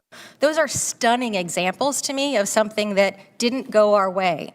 We had the opportunity to execute on those wars quite well, but we didn't accomplish any mission, in my opinion, and I think you would agree on that as well. My point is this effort So is not those efforts. That's exactly it. Is this war shaping up to be that war? Because it has every We're shaping up to get the indication same and kind of earmark for Democrats we that. got in those wars who were And once naysayers again, you from the go back to beginning, parties. undermining the Can we progress of just have troops. a conversation We're 2 about the country months and the nation in. and not about parties? The Democrat Party wanted to socially Again, engineer we're the having Department of War. conversations about We've had to undo that and get it to a point where it's country capable of and not projecting parties. power, and Clearly, that's you're not exactly able what to we've have done. that conversation. And So I President will Trump move has on, sir, rebuilt and it. I'm going to reclaim my time.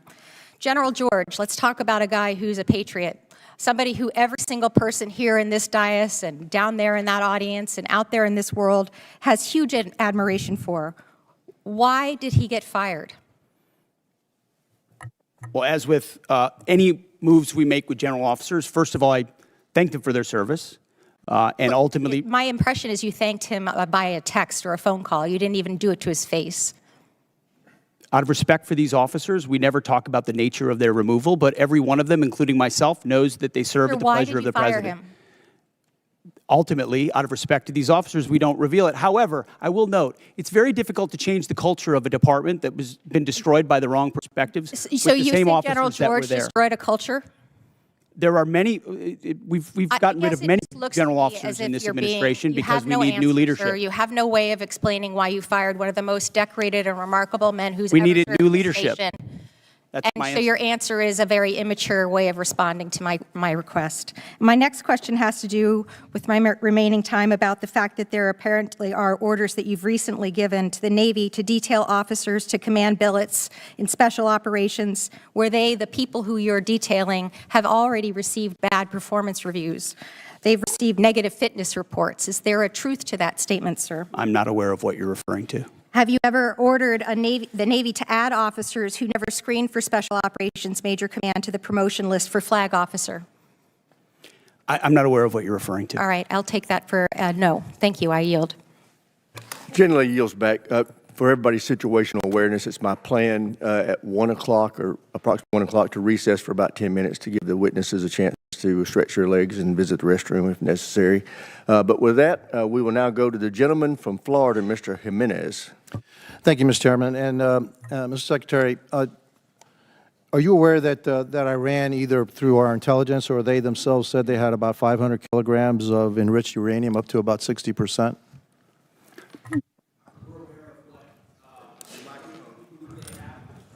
We're aware of what they have or what they believe they have and what we know they have, but all of that is classified. Fair enough. And if indeed they had 500 kilograms of enriched uranium, how long would it take to it to weapons grade? Quickly enough that it's a serious national security problem for the United States of America. If I said days or a few weeks, would that be inaccurate? You might be somewhere in the ballpark. Okay, thank you. Actually, you can just get that from ChatGPT. It'll give it to you. Okay. So it's not that classified. All right. Would you say that our primary mission in this war is to deny Iran the capability to develop a nuclear weapon? Yes.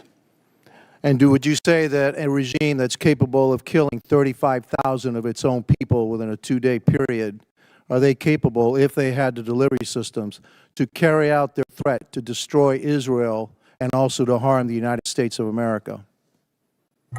Any regime willing to kill 35,000, and we think it might be more, 45,000 of their own citizens in cold blood, would most certainly be willing to use the most dangerous weapon in the world, especially as history teaches us, when a nation says they will do something, you ought listen. And when they chant death to America or death to Israel, if they got that nuclear weapon, history tells us they might use it. Well, Hitler said he was going to kill the Jewish, and he was going to try to eliminate the Jewish population and Jews from the face of the world. Nobody really believed him, but he really tried to do that. So when somebody tells me for 47 years that they want to kill us, I think I'm going to take them at their word.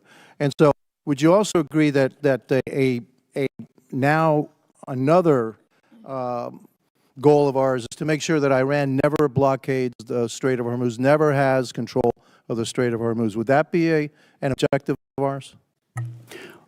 What they're doing right now is effectively piracy. It's terrorism. It's threatening international shipping. And our blockade is signaling to the world that we actually control that strait. And I would ask this committee, what would this effort look like if Iran had nuclear weapons? Imagine if not Iran had nuclear capabilities, what they would do to wield over any advantage they have, from proxies to funding international terrorism. Mr. Secretary, also, not only would they do that, but imagine if we had not become energy independent. Under the previous administration, they were hampering our ability to be energy independent under the guise of the Green New Deal, which is insanity, by the way. I'm going to go back a little bit in history. We were bombed, Pearl Harbor was bombed on December 7th, 1941. Do you know how long it took for the United States to have its first major victory in World War II? In the Pacific Theater? Number of years. No, it was actually 6 months. It was the Battle of Midway, all right? It was a turning point of World War II. Could you imagine if we had had the same Democrats asking then Secretary of War, all right, gee, it's been months, okay, and we haven't won this war yet. Back then, we didn't win a major battle for 6 months. Your job, the job of the military, what you've done in the first 2 months is extraordinary. And so, again, for a couple of final questions. Do you know how much money we spent on Ukraine? Helping Ukraine? Under the previous administration? No, right now, up to now.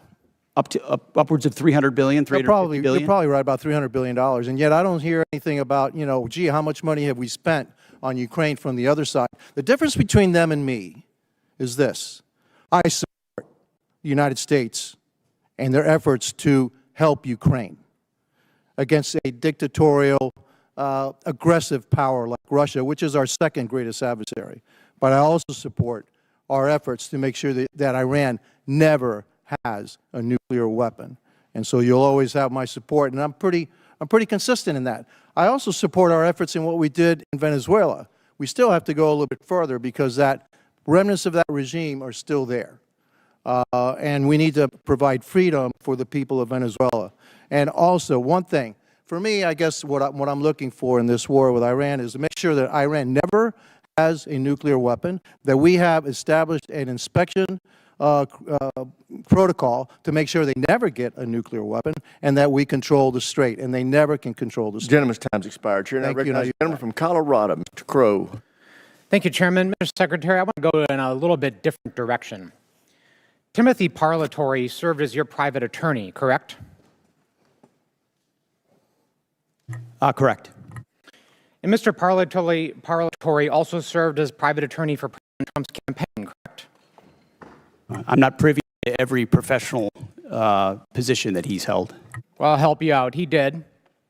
And you appointed Mr. Parlatore as your senior advisor, correct?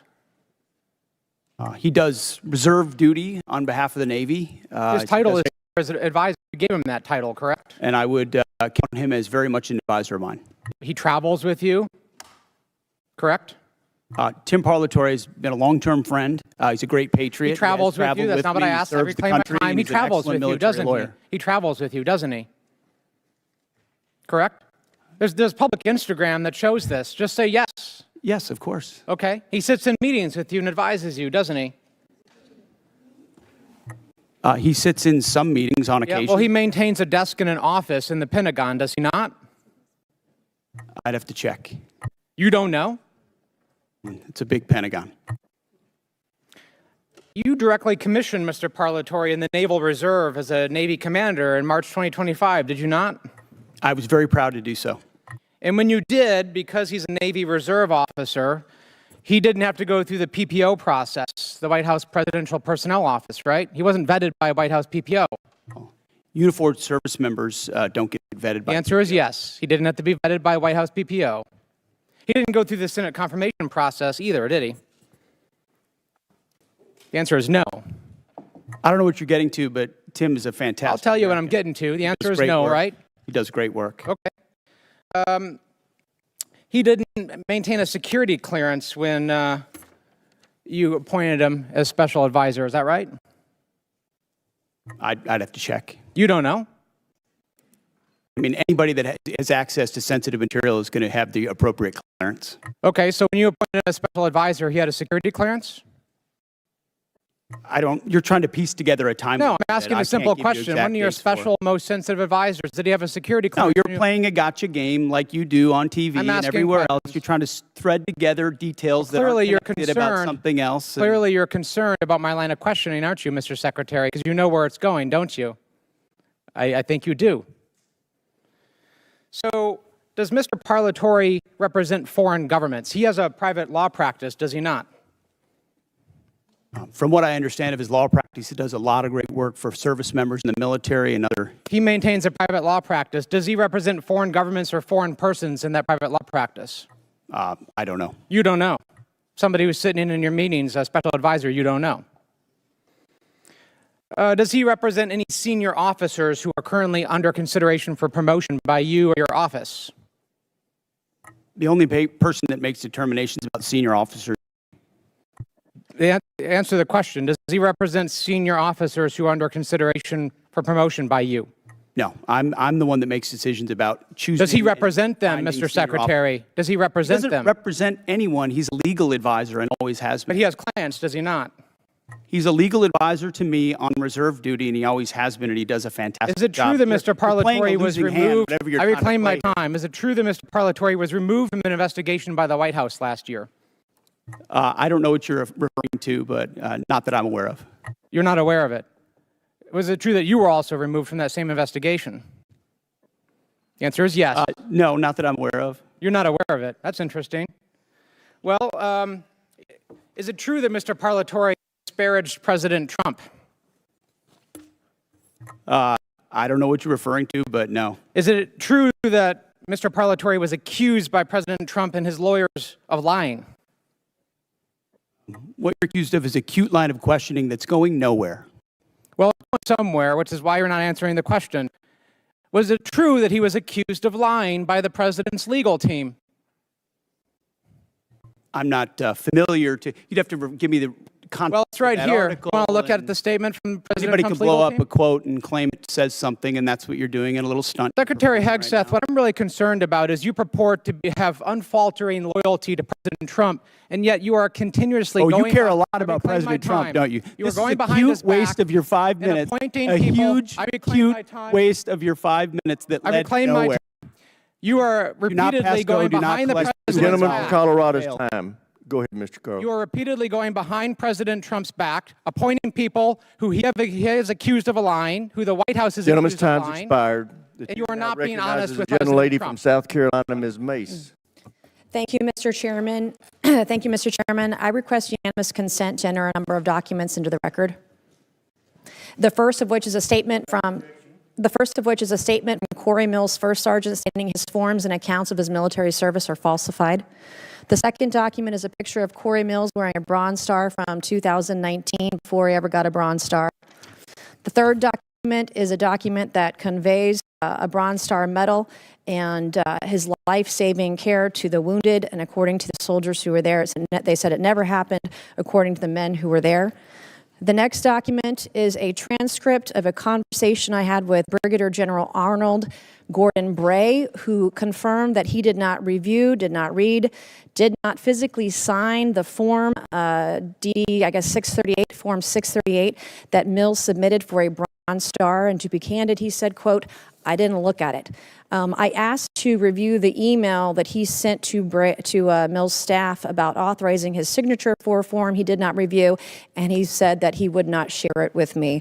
That's a future subpoena. I would like to enter to record a picture of Corey Mills, who says this is the second time he got blown up, but what he wouldn't tell people that the blood on the pant leg in this photo is the blood of Sergeant Ray. It is not Corey Mills' blood. In the same series of photos he shares when he said he was, quote, blown up, are images of a Humvee that exploded with severe damage. That is not his Humvee. His Humvee purportedly was 50 yards away and suffered no damage and was not blown up. This is a copy of Corey Mills' marriage certificate with a 9/11 imam at a 9/11 mosque, entered for the record and redacted, with family members' names redacted and protected. This is a picture of Corey Mills with a purported Russian hooker in Afghanistan, which he, of course, denies. And then last but not least, I would like to request unanimous consent to enter into the record a restraining order against Corey Mills for dating violence. Thank you. I just buried my father on Thursday, Mr. Chairman. My father died with shrapnel in his body. He had 3 tours of combat, 2 in Vietnam, 1 in 1965 during the coup d'etat of the Dominican Republic. And I take stolen valor seriously because we have men and women in uniform that have given their lives. And an individual that steals the stories of dead soldiers or injured soldiers have no right to serve in this body, let alone on this committee. And so I take it very seriously. I want to thank you, Mr. Secretary, and the folks that serve under you in the Department of War. As my father lay dying on April 14th, there was only one thing that calmed him down, that gave him the courage to pass on to the next life. And that was for me to read stories and testimony from 3 different soldiers that we didn't have, our family previously didn't have. We've been doing a lot of research on my father's service when he received the Distinguished Service Cross with V device in 1968 in Dong Zai. He rescued every man in that battle, in that firefight, over a 2-day period. He rescued them dead or alive on his own. He stood up to take fire over and over and over again. He called on artillery, heavy artillery, onto his position within 100 meters of his position. The man should have never made it out of Vietnam alive. And in fact, his commanding officers kept him back in many cases because they thought he was on a suicide mission because he was just so dangerous out there. But he saved the lives of so many soldiers. And so as he was taking his final breaths, I was provided by the Department of the Army some testimony of soldiers we didn't have, and diagrams and information. It was the one thing that calmed him down so that he could pass away knowing that he was a war hero and knowing that Jesus loved him. And it changed our family's life, and it changed his life in his last moments, his last breaths, his last hours. And for that, I am so grateful for the ship that you're running at the Pentagon and the Department of War. I have heard from people in the way that you're trying to innovate and trying to change the way we do business there. And I'm glad that you're firing people. There are people there that are getting in your way. They need to go. And the efficiencies that you want to bring, whether it's shipbuilding, whether it's cyber, whether it's AI, whether it's public-private partnerships, we have never seen a secretary at the Department of War who has been as innovative as you have. So I can't say enough good things about you right now. I was impressed. I was concerned about troops on the ground in Iran early on, and I was impressed with where we are today, how those soldiers were evacuated that got in that flight that crashed. But everything I have seen, you have surpassed all of my expectations, and I just want to say thank you from the bottom of my heart, and God bless you. Gentlelady yields back. Chair now recognizes the gentleman from Maine, Mr. Golden. Thank you, Mr. Chairman. Good morning, Mr. Secretary and General Caine. I'd like to use my time to drill down on an important decision concerning America's surface fleet. That is the future of the DDG-51 Flight 3 destroyer. Everyone on this committee knows about the Navy's struggles to successfully design, manage, and field new classes of ships. To name a few examples, I'll highlight the Littoral Combat Ship, the Zumwalt-class destroyer, and the recently canceled Constellation-class frigate. By any measure, the Arleigh Burke-class destroyer has been a highly successful program that continues to deliver the Navy a large surface combatant it can depend on. So the Zumwalt-class destroyers were going to replace the Arleigh Burke. It's a ship with some interesting capabilities, but the Navy rushed to construction before the design was complete, and it lacked a workable weapon system that the Navy wanted to outfit it with. So the Navy scrapped the program at 3 ships, and went back to the DDG. I'm in my 8th year on this committee, and the entire time I've been in conversation with the Navy publicly and privately about the latest Flight 3 destroyer and how critical a role it would play, and now is playing for the surface fleet. And yet, even before we delivered one to the fleet, the Navy was already planning the DDG-X. I'm skeptical about the transition to yet another new class of surface ship, given the troubles I've laid out already. From my perspective, we have a proven hull for an Arleigh Burke destroyer that is described by CNO after CNO again and again and again as the backbone of the Navy's surface fleet. But now I'm even more skeptical. The proposal cuts production of the destroyer down to just one ship, scraps the future destroyer, and proposes $17 billion to build just a single new battleship, a class of ship the Navy decommissioned in 1992. Mr. Secretary, when you visited Bath Iron Works, you discussed this budget proposal with shipbuilders. You said, quote, "We're maxing out on DDGs. It's a workhorse, and it's a damn good workhorse." You were right about the DDGs. They are a workhorse. They're cost-efficient, deadly effective, and feared by our enemies. And I'm wondering why would we move on so quickly from a relatively new Flight 3 destroyer that's the gold standard for ballistic missile and drone defense capabilities. It's a ship that's proven itself time and again, recently in the Mediterranean, Persian Gulf, and the Taiwan Strait. I understand the Navy wants to field hypersonic missiles, but look no further than the 3 Zumwalt ships that the Navy has in the fleet that have been refitted with vertical launch tubes capable of delivering hypersonic missiles at a great payload at over 17,000 miles this year. Perhaps what's most troubling to me is that the battleship plan proposes moving at a pace that is, I think, extremely dangerous, or just high risk, low reward. To begin construction so quickly, breezing right through design. It's well documented that expediting design and preemptively moving to construction is the greatest recipe for failure. This represents an unacceptable cost to taxpayers if it fails and leaves America less secure and our Navy less prepared. I understand the proposed battleship was a bit of a dream child of the recently departed Secretary of the Navy. I want to remind everyone here that recent history is littered with failed efforts to replace existing successful programs that remain the best in class worldwide. This isn't the failure of shipbuilders or sailors. It's a failure by leaders to learn a simple lesson. If it ain't broke, don't fix it. My sincere hope is that you, the Navy, and the Congress will pump the brakes on this battleship. Take the time to get it right, whatever it is. And for now, focus on the workhorse you can depend on. America cannot afford a surface fleet without a backbone.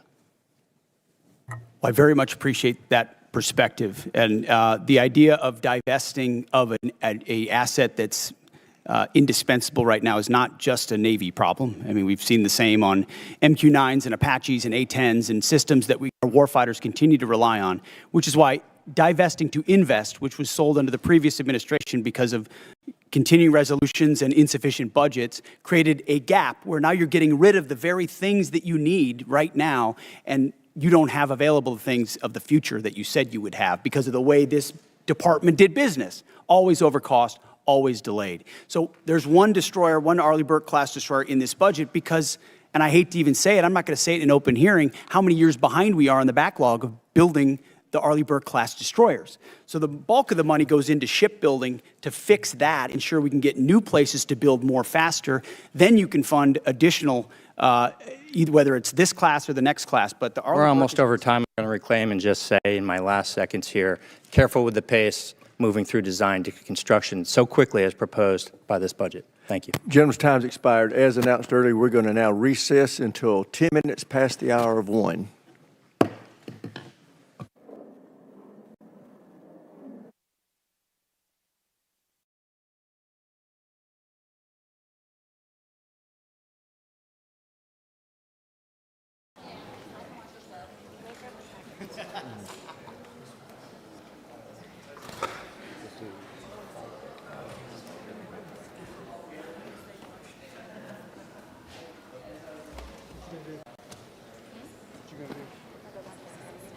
Okay, go for it.